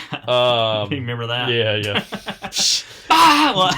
But it's very bizarre that you'd have a high profile villain like that, and then him be here. I guess the producer we just love Jodon, and then he was later in Tomorrow Never Dies as Jack Wade again. Yeah. Let me look. Another one of them. Yeah, he was in another one. I know that. Tomorrow Never Dies. Yeah. So he played him again, I guess. Jack Wade again. Now, Tomorrow Never Dies. Also, we can't forget had Michelle Yeoh in it, and she's a good Bond girl too. I forgot to mention her. She's really good. Yeah, in that. She's one of the better things about that. Now, movie. Felix Leiter in name is not in the Brosnan movies at all, right? No. The closest is Jack Wade as a CIA. Yeah. By the way, Tomorrow Never Dies opened the same day as Titanic. It finished number 2 that week. How much did it make? I know it did fairly well. I'm sure, but $333 million. It's made for $110 million, though. It's a lot of money. It didn't make as much as Titanic as it turned out. $60 million. GoldenEye was made for $60 million. Can you believe that? I actually can, because it's kind of a smaller scale Bond movie. Well, that was a decent budget back in 1995. I mean, but even compared to Tomorrow Never Dies, which is like, yeah, quite a bit. I guess that they're like, well, this movie in general feels like a kind of a test case. Like, we haven't done a Bond in a while. Let's push it out and see how it does, and it did well. And so they're like, all right, well, let's hammer back on throwing $100 million budget. But Jodon's good in this. He's only in actually a little bit of it. He's very like, I'm a CIA man. Yeah. Like, like, I'm a secret it's always man. It's always funny to see him in these international espionage things. He's like, he seems like a guy I'd go to church with. He don't seem like a guy who's he's like Buford T. Pusser in Walking Tall or whatever. I mean, you're not gonna but Robbie Coltrane, we kind of talked about him already, as Valentin Skukovsky. He's only in the movie in like kind of one scene, kind of helps him with some stuff, and then he's in the movie. He does stand in very briefly as like, well, the Soviet Union's fallen apart. The Russian mafia has kind of stepped up to take this bigger role in a post-Soviet Russia. Yeah. And so he's a stand-in for that. Right. There's a picture of him specifically in The World Is Not Enough that's always made me laugh, where he's pointing a gun. I'm not finding it here. Yeah. Oh, I remember that. Yeah. This of him pointing this like submachine gun that has no clip in it. It's like, okay. Yeah. But yeah, I think he's good in this. A little bit he's in it. Shevchi Karyo as Dmitry Mishkin, the Russian defense minister. He's only in a couple scenes. He's kind of just there. Yeah. Godfrey John as General Arkady Grigorovich Urumanov. It sounds almost like Vladimir Ilyich Ulyanov, but not. Hero of the Soviet Union, commander of Russian Space Division, currently an agent of Janus who abuses his authority and position to obtain control over the GoldenEye. You'll blow the gas tanks! Look at what a solid bar of sound that was. He's a pretty solid, bad guy, villain, general guy. Yeah, because he's actually German. He was in a lot of Fassbender movies, yeah. I think he's a good villain in this enough. He's very just like, wait! And like, yeah, I mean, him on the top and 006 kind of are the kind of loosely the triumvirate of villains in this. So, what happens to him in this? I don't remember. I feel like his death isn't as big as Onatop or Bane. I can't even remember now. I don't even remember how he died. Yeah, let's look. You always gotta love a atmospheric re-entry. Let's see. I don't even know if it says what happened to him. Oh yeah, he shoots him in the train, I guess. I forgot. Okay, it's a little earlier than I had forgotten that had happened. Yeah. Yeah, and then yeah, he's good in it though. Alan Cumming is Boris Grushenko, a geeky computer programmer at Cervania, later revealed to be an affiliate of Janus. Don't you feel like kidnapped? That's hugely influenced by Jurassic Park with Wayne Knight, and he's trying to do a version of that. Right, and literally especially the program and stuff where he has all this vulgar stuff. It's very right. Use a magic word. Yeah. Yeah, and there's that moment where he's like, where she's like typing in possible codes, and it's like buns. All that. Like, my favorite is buns. Like, obviously, when I think of Alan Cumming, I mostly as a kid think of him as kind of the villain in the first Spy Kids movie. Yeah. He's been in various other things. He's got a very small role in Eyes Wide Shut, if you remember that. Yeah. I remember back in the 2000s as a... Yeah, he's that guy who's like basically implied to be gay. It's like a whole thing. Yeah. Eyes Wide Shut, yeah. But as a loyal reader of Wizard magazine in the 2000s, he's kept Scottish. I didn't know that. He kept being thrown around as a possible Joker fan casting over and over again. Oh, he should be the Joker. He should be the Joker, I remember. But he's a good actor. Like I said, I mostly think of him as the villain in the first He was in that show movie. Schmigadoon. You heard of that? Schmigadoon? This is more recent. Oh, it's on Apple TV, so of course I haven't watched it. We'll go through these really fast because there are a lot of like, there are all these people that are in all these. Michael Kitchen is Bill Tanner, the chief of staff. I don't really remember him in these as much. And actually, Bill Tanner as a whole character is in more of these movies than I remember, because I normally think of him in the context of these and Rory Kinnear in the Craig movies. But yeah, I mean, well, that's probably like that character's probably more in the books named, and in these he's just this unnamed. He's just kind of MI6 pencil pusher. Kind of. Now I think Kinnear is really pretty good as him. Yeah. This guy's fine. Whatever. Serena Gordon is Caroline, an MI6 psychological and psychiatric evaluator who Bond seduces at the beginning of the film. She's that woman at the beginning where they're driving in the car real fast. She's barely in it, but she's fine, whatever. Desmond Llewellyn is Q once again. Look at this image of him with a gun. I do actually like this. Is among my favorite Q in the laboratory scenes they have. Yeah. Don't touch that. It's my lunch. It's my lunch. Yeah. And he's sitting in the sorry about the knee, skiing, and he shoots a missile out of out of the and then he just cast. gets out of it. Yeah, that's funny. Yeah, I mean Desmond Llewellyn's always good in these. These also don't overdo it with the Bond gadgets either, though. Right. Too, these movies. Pay attention, 007. 007. 007. Samantha Jane Bond. Are you kidding me? Jane Bond. Wow, she was on Downton Abbey, actually, but as Miss Moneypenny. Moneypenny's usually always fine. I know they literally had, oh gosh, what's her name? The first one? Yeah, Lois Maxwell, forever.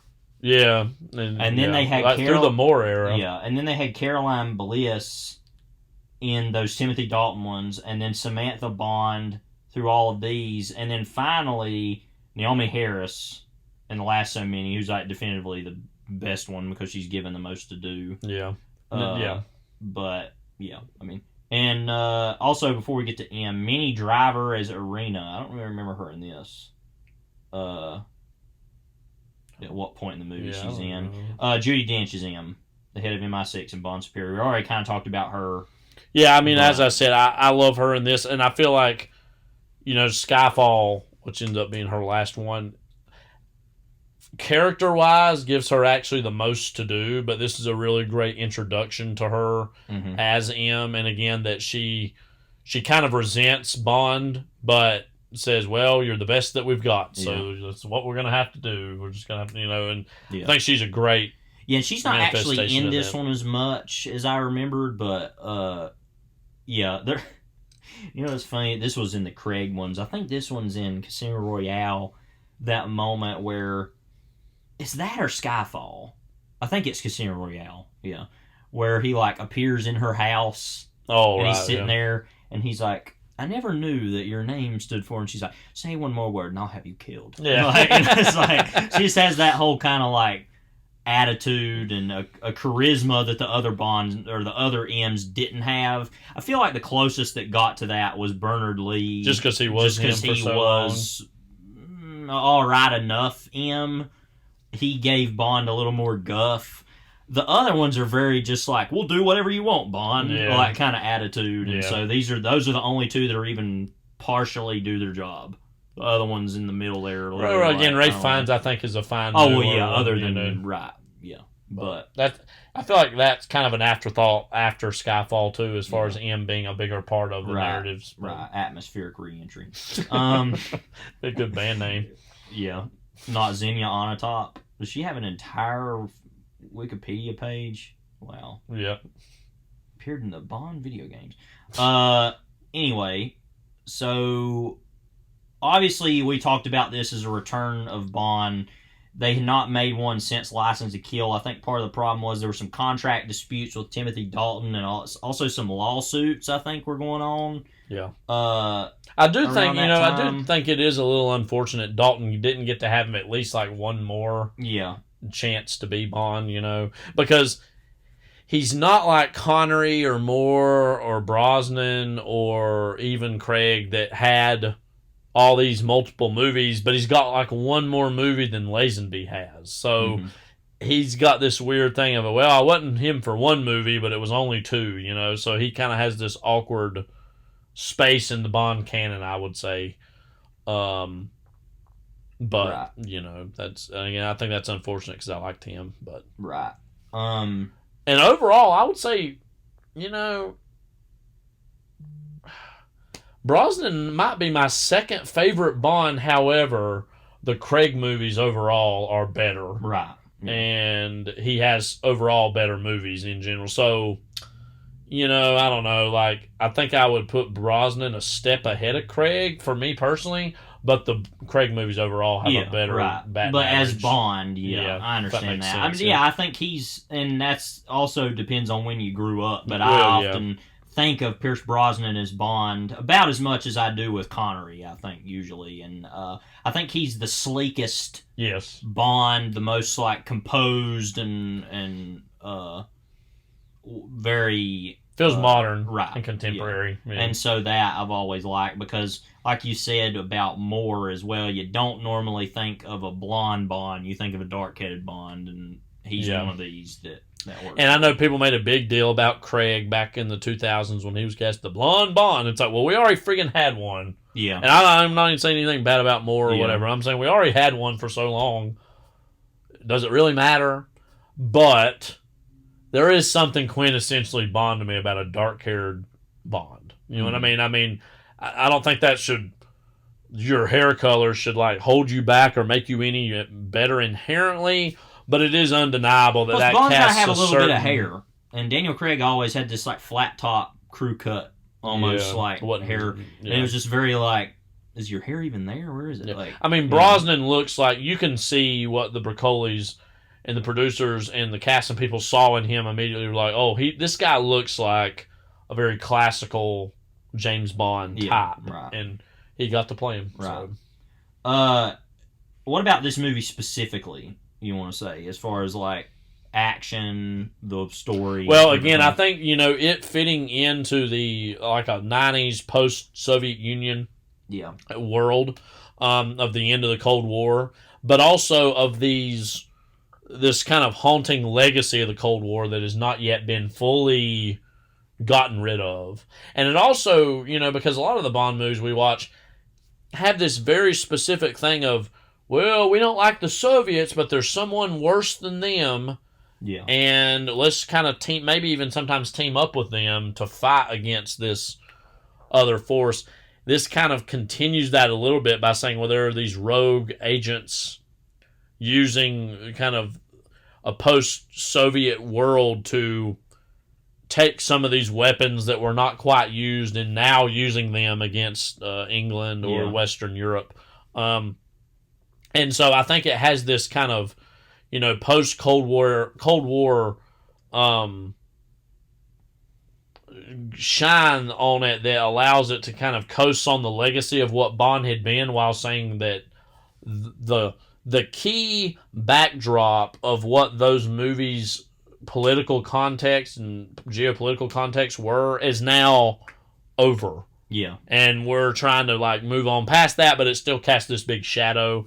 And so I think it just was the right Bond story to tell in the mid-90s at that moment, because it acknowledges that past while also acknowledging the weapons of the future, which is obviously what GoldenEye represents in that way. Yeah. What's your favorite action set piece in the movie? Because Martin Campbell's one of the great action directors. He is. We mentioned with this, we didn't mention The Mask of Zorro, which is one of our favorites. Yeah, I love that. That's even better than this. Yeah, it is. And this is pretty good, too. Yeah.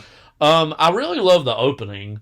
And it's very kind of makes you roll your eyes logically, but you're like, yeah, James Bond moment. Also, don't forget Cast a Deadly Spell that he directed.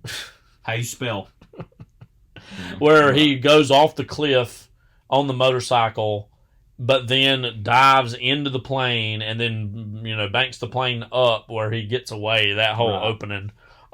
There's also memorably all the stuff with the tank kind of in the middle of the movie. Yeah. There's the stuff on the train, which I think is very good. There's the climax too. I mean, I don't know. Like I said, there's a lot of I really like the tank stuff. That's probably my favorite stuff in it. Also, he made that movie Edge of Darkness. Oh, remember that? Craven, which I haven't seen, and then I forgot he made Green Lantern. Yeah. Which, that movie No Escape. Look at that. That would have been the movie that was right before Bond, Right, I guess. Escape from Absalom or Absalom 2022. What is the name of this movie? Like, you know, Ray Liotta's in it though. And then The Foreigner. Yeah, I remember when that Jackie came Chan out. Movie. That was that. They had that Kanye song in the trailer. Yeah, remember that? That was funny. And then The Protege. Who would be making you picking Protege? I also made that movie Memory last year. I forgot about with Liam Neeson. Yeah. Dirty Angels. That's his newest one.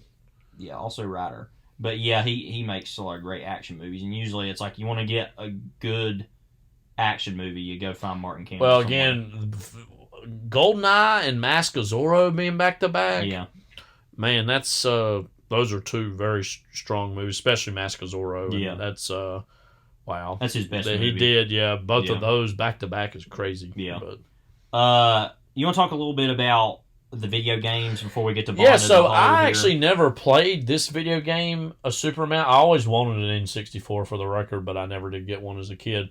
But I had friends who played it a lot. I know how big it was. The video game is honestly probably as big, if not a bigger legacy than even the movie is. Yeah. Because that game was massive. And I think too that I don't know totally about the history of it all. You might know a little bit more about it than I.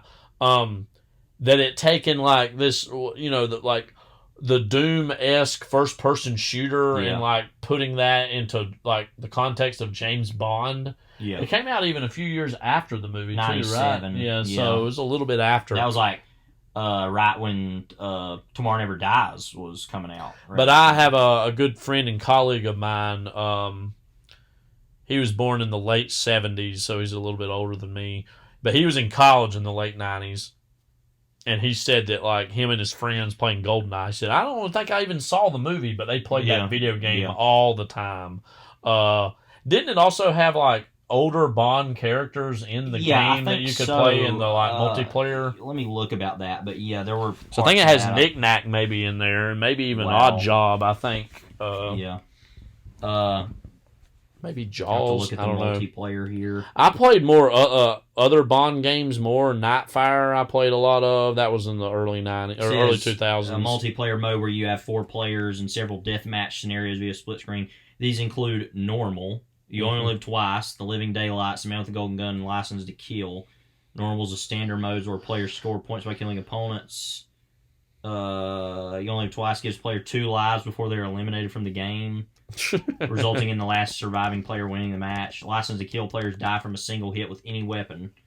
Due to its high rate of fire and wide bullet spread, the Club is highly advantageous in this scenario.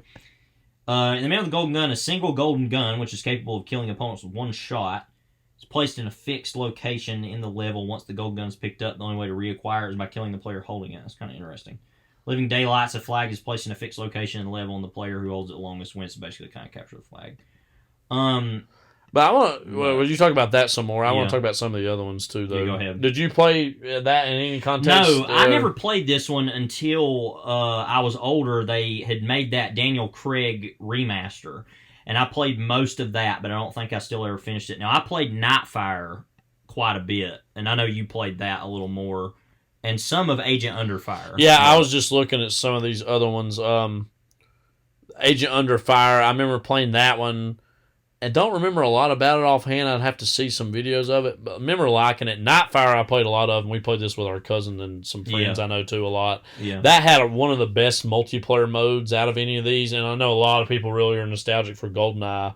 But in terms of evolution in gameplay, this was even better in terms of all the things you could do, and it did have some of the older characters, I believe. I was going to mention there was the Cinemassacre folks of James Rolfe and Mike Matei did one of their James and Mike Mondays where they used to play video games. They did one on Nightfire, which is one of my favorite videos to go back and watch. It's just hilarious of 3 people playing a video game. If you ever want to watch other people play a video game, that's probably the video to go. Well, watch I know them, I remember seeing in their video, and it's something we did too. Is that they had this remote control rocket launcher missile you could do, and like we'd be hiding around, and you could like control the missile and watch it go and hit that people. Was always funny. But it says here the multiplayer for Nightfire. What I liked about it is you could play each other, but also have AI bots. Yeah. So like you could maybe have 2 people, but then have like 8 or less people playing at the same time, if that makes sense. Yeah. And it includes settings and fictional locations based from the Bond film franchise, including Fort Knox, of course, from Goldfinger, Atlantis, from The Spy Who Loved Me. Players can choose which characters to play as, including selection taken from the film franchise, such as Jaws, Baron Samedi, Max Zorin, Auric Goldfinger, and Renard, who's from The World's Not Enough. Yeah. So that was always fun, I remember. Right. Yeah, that you could play as different people. Because, I thought that was one that was, but Baron Samedi, well. I also remember James Bond 007, Everything or Nothing. I don't know if you remember that I've that heard well of or it, not. and I remember the way it looks, but I never played It's it. come out in 2004, so this would have even been after Die Another Day. It says a continuation of Die Another Day. Featuring what year was that? 2004. Yeah, now I'm thinking about it, I think I actually remember you playing that video game before watching one of the first Super Bowl memory I ever have is of you playing that video game before we watched that Super Bowl. It says featuring Brosnan in his final performance as Bond. So this would have been after, again, Nightfire, and after, of course, even World's Not Enough. So, or Die Another Day, excuse me. Yeah. Also remember, yeah, because that was the Patriots and the Eagles. I remember that's when that was. It was in 2005. Okay. Because I remembered that, actually. But anyway. Also remember playing From Russia with Love, which this movie was right around the time I think I was starting to watch some of the older Bond movies in terms of Connery. Yeah. So I like that about it. And I wish more franchises would do this. Now, this was, by the way, right around the time EA also did the Godfather the game. Yeah. So they were doing these retro kind of franchise games. Yeah, like you said, I wish stuff and would I wish do they would do that more often than they do. That they would license that. I know they think it's a licensing issue, but also I think it's just they're lazy and they just don't want to do it. But I remember liking that game fine enough. It wasn't first person, it was actually third person, so that was a little different. But this is where he had a jetpack, right? You go fly around. Yeah, and it says here that features elements from later Bond movies, such as, because, of course, From Russia with Love is the second one, Aston Martin DB5 that debuted in Goldfinger, and the jetpack from Thunderball. So, yeah, it kind of takes from a lot of the Connery movies and puts a lot of stuff. Yeah, I've always wanted to play that because I remember watching you play it, and I always thought that was the coolest thing ever that they made that at the time. But yeah. Oh well, everything. So I think we talked a little bit about Craig, but in general, what do you think the future of Bond can be on film, or what is Bond as a future prospect? I have no idea. I think the best thing is the fact that it's just sitting there dormant right now. Yeah, because they don't. Because obviously it's going to come back. We all know that. Yeah, and that's one of those things that's always going to be a thing. Because again, unlike Indiana Jones, which is so tied to one actor, which I think is cool and good. Yeah. This is obviously, period, as we said, this transcends that, where it's just going to be this constant new version of it. Right. And, I have no idea. I mean, the thing it has to be at this point, and a lot of people are fighting against this, but don't trust them because, well, you'll know why. I feel like it either has to be a woman or it has to be a person of color. Like they toyed with the new 007 in No Time to Die after he's suspected to be dead or gone or whatever. They do have a black woman be 007 in that. And I feel like that's them toying with or winking at the audience about that very question. I do feel it definitely has to be a person of color because that's a more obvious thing, an easy thing to do than making Bond a woman. Well, and I think that a lot of people would be mad at, or not even be mad about it. They say, "Why are you just making Bond person of color just to be progressive now?" It's like, no, it's literally because we just need something different. Other than the fact that I think we do just need to do that. It's also, no, we need something fresh and different. Well, especially as the identity of Britishness and Englishness across the world, we have more English men and women, people of color, than ever before in terms of being celebrities. You know what I mean? I mean, Daniel Kaluuya or Dev Patel. You know what I mean? Dev Patel is. I think he would be the most obvious if we're going down that route to do. But I mean, I feel like it's just. I don't think he's too old yet either. He's only 33. You could still get some years out of him, I think, as far as he would make the most sense, honestly. I think if you're going to do that, and he is from London too, so not that matters. He comes from Indian heritage, and I think that playing into that and making stories about that would be something new and different, you know. Yeah. But at least acknowledging that in some way, you know. Yeah. So, anything else about GoldenEye? No, I know we didn't have as much to say about it either, but it's just a really good movie, an action movie, great Bond movie. It's amazing that a great Bond movie is like 4 stars. Mm-hmm. Like that's the ceiling it has to get to, and it's not the best Bond movie either. I'm saying but it does. Again, I appreciate it even more after watching all these leading up to it for the first time. It does represent, and I think a lot of us roll our eyes at this now, but at the time, a back to formula for a restoration of Bond in the landscape of cinema in the 90s in that way. And so in that way, it's among the most memorable 90s movies because of what it represents for Bond then and its reaffirmation of Bond in the 90s cinematic landscape. So that does it for this episode and 1995, but we've got some special films awaiting. I don't know. I'm making these pauses. Am I becoming Jeff Goldblum? From 1996. Wow. Jeff, what have we got? Not Goldblum. Yeah, Probst. Yeah. What have we got next week? Stay tuned for scenes from our next episode.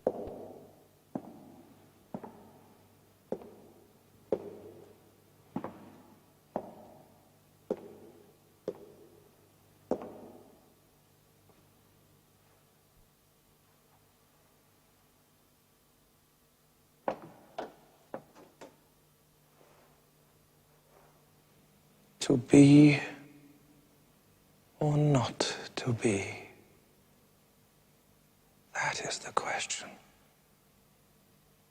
Whether 'tis nobler in the mind to suffer the slings and arrows of outrageous fortune, or to take arms against a sea of troubles, and by opposing end them, to die, to sleep, no more, and by a sleep to say we end the heartache and the 1,000 natural shocks that flesh is heir to.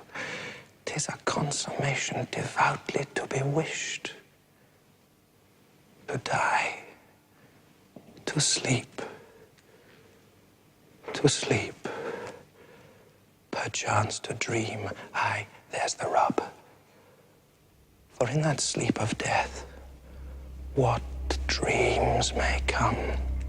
When we have shuffled off this mortal coil, must give us pause. There's the respect that makes calamity of so long life.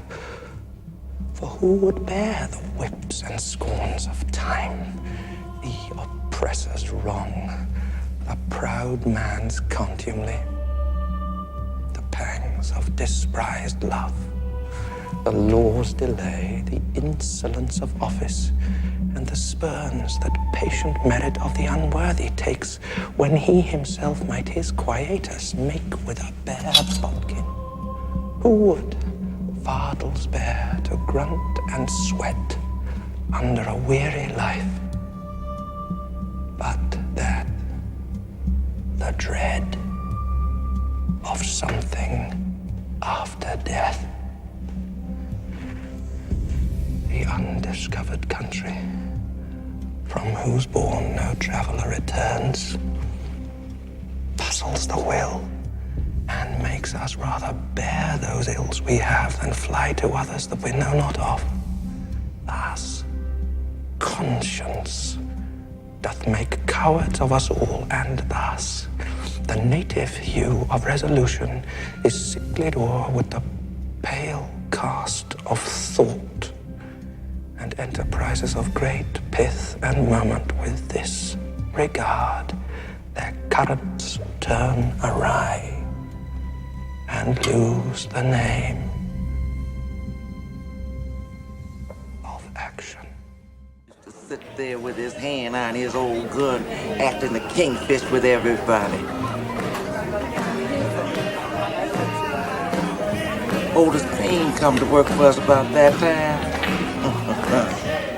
And that boy had him some attitude.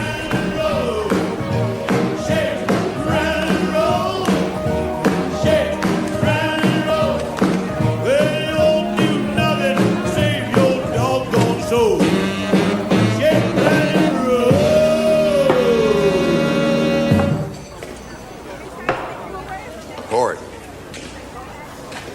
What? Port.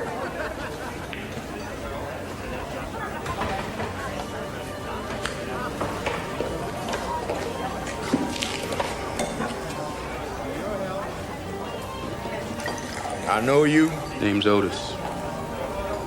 Otis what? Payne. They call me O.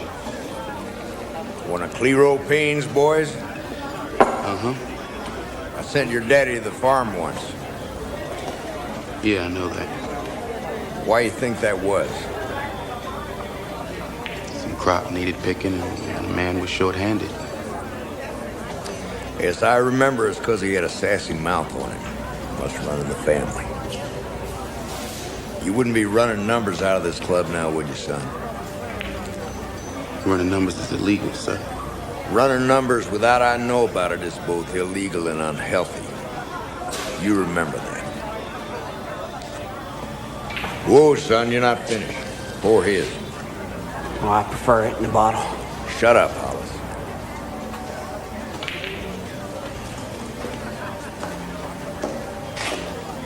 How come you don't look familiar? I've been away, up to Houston. Houston? I hear they let you boys run wild up there. Oh, look what you done now. Better get something to wipe it up, son.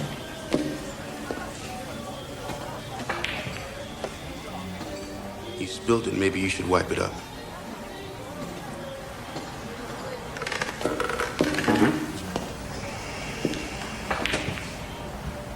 I told you to do something. Are you gonna hop to it or are we gonna have a problem? You want to turn tail in front of your people, huh? I understand. Come on, Houston, give it a try. Come to Papa. Don't mind him, Sheriff. The boy's just a bit slow as all. He don't mean nothing by it. That the problem, son? You slow? Otis, apologize to the sheriff. Sheriff, you got him too scared to peep. Maybe if you'd put that gun up. You telling me what to do, Roderick? No, Sheriff, I'm just... Is that whiskey in them glasses on the bar?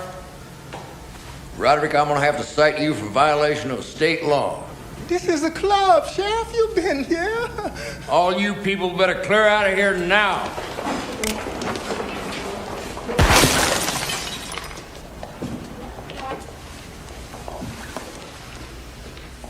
You learn how to act your place, son. This isn't Houston. Interesting. This will be a ostensibly sequence.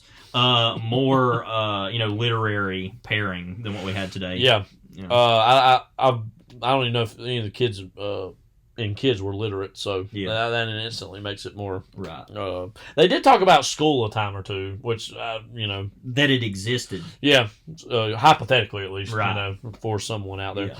Hamlet from 1996, and of course Lone Star from 1996. Now, I've been wanting to watch this version of Hamlet for some time. I'm not, like, when I say I'm interested in the cinema of Kenneth Branagh, not like in this big fundamental way where I got to see all of them, Yeah. but I am very interested in what he meant in the 90s where he was trying to adapt these big grand works of literature or of theater. Yeah. And not only be in them, but direct them too. Right.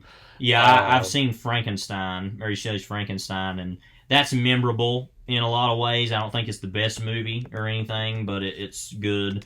I would really like to deep dive into all his Shakespeare work, though, because that's kind of his What's interesting, by the time we're putting this episode out, we'll have seen Oppenheimer, which I know he has a small part in, of course.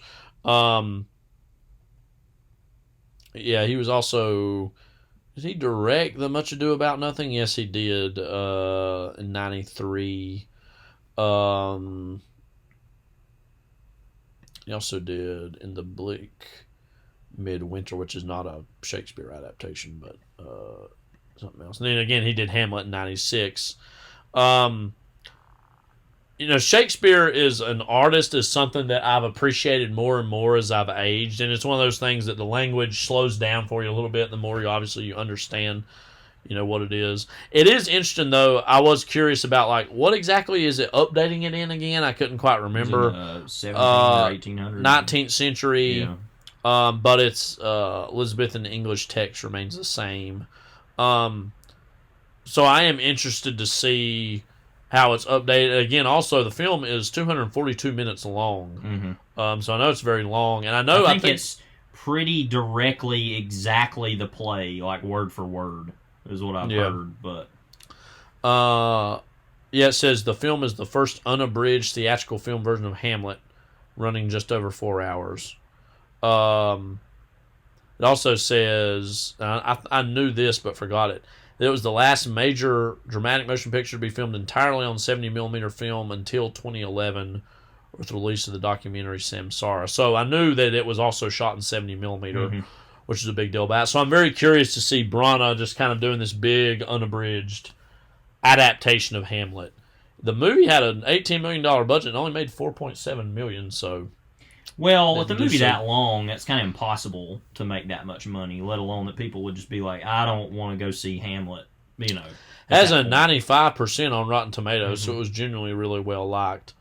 It says here even Roger Ebert, of course, of the Chicago Sun-Times, awarded the film 4 stars, compared it to Laurence Olivier's lauded 1948 version. And then Janet Maslin also praised it of the New York Times. So I know it was generally really well liked, so I'm very curious to see. And I know it's among the best well-regarded Shakespeare adaptations as well, so very curious to see that. Also, Lone Star from 1996, which is a movie we have seen only once some years ago. I'm very eager to rewatch because that was one of those movies I only saw once, but I'm like, oh man, this has the potential to be among my more favorite movies I've ever seen because of what a beautiful structure and story it talked is. A lot about John Sayles recently. We mentioned last time with David Strathairn. But Lone Star is kind of the prototypical John Sayles product I normally think of. That or Mate One. Right, or Mate One, of it basically being about this kind of small town mystery involving the police department in a Texas town and kind of some racism involved in that. And it's just a really great, well-written, dramatic movie. That has a lot to say about race and class, too, which is, I think, an unexpected thing. When you hear the premise, you're like, oh, okay, I don't necessarily see how that would relate. Yeah. But... And I think it has one of the most interesting divides. It's got a flashback kind of structure that you have the dad being portrayed younger than the son is. Yeah. In that with Matthew McConaughey playing the father and Chris Cooper playing his son, who's older as an actor. Almost than like the McConaughey Cormac is. McCarthy kind of lines in No Country for Old Men, where he's saying, I'm older now than my father ever was, kind of thing. But visually, in a movie, that's really interesting. Yeah. Yeah. And Chris Cooper, we think he's great in everything, but this is one of the few movies he's really the lead of, and is... I don't want to spoil it, but really there's great. a later movie that he's going to be in that we're going to do on the pod, also in the 90s. So, he's great in everything, but especially in this. Chris Christopherson, who are also big fans of... the clip that you heard earlier, I just forgot how much he revels in being a total a-hole in that, Come to Papa. Yeah, come to Papa. Come to Papa. But that's it for Overlapping Not Long. This will be a little bit of a later episode, though, we should say, yes. this week. Yeah. The upcoming week, I mean. Yeah, so it's going to probably be a 3-week span between this episode and the next, just because I've got some trips I'm going to be going on. What are you going to do about it? And yeah, so send us a Gmail. Send us a Gmail at complain about kids and the release of our episode. And you know, I will say anything back. You know, I feel like I should apologize if you are a big fan of kids. I'm sorry, but I'm sorry that that's what you're into. So this is Kyle. Yeah, this is Levi. Take care. God bless.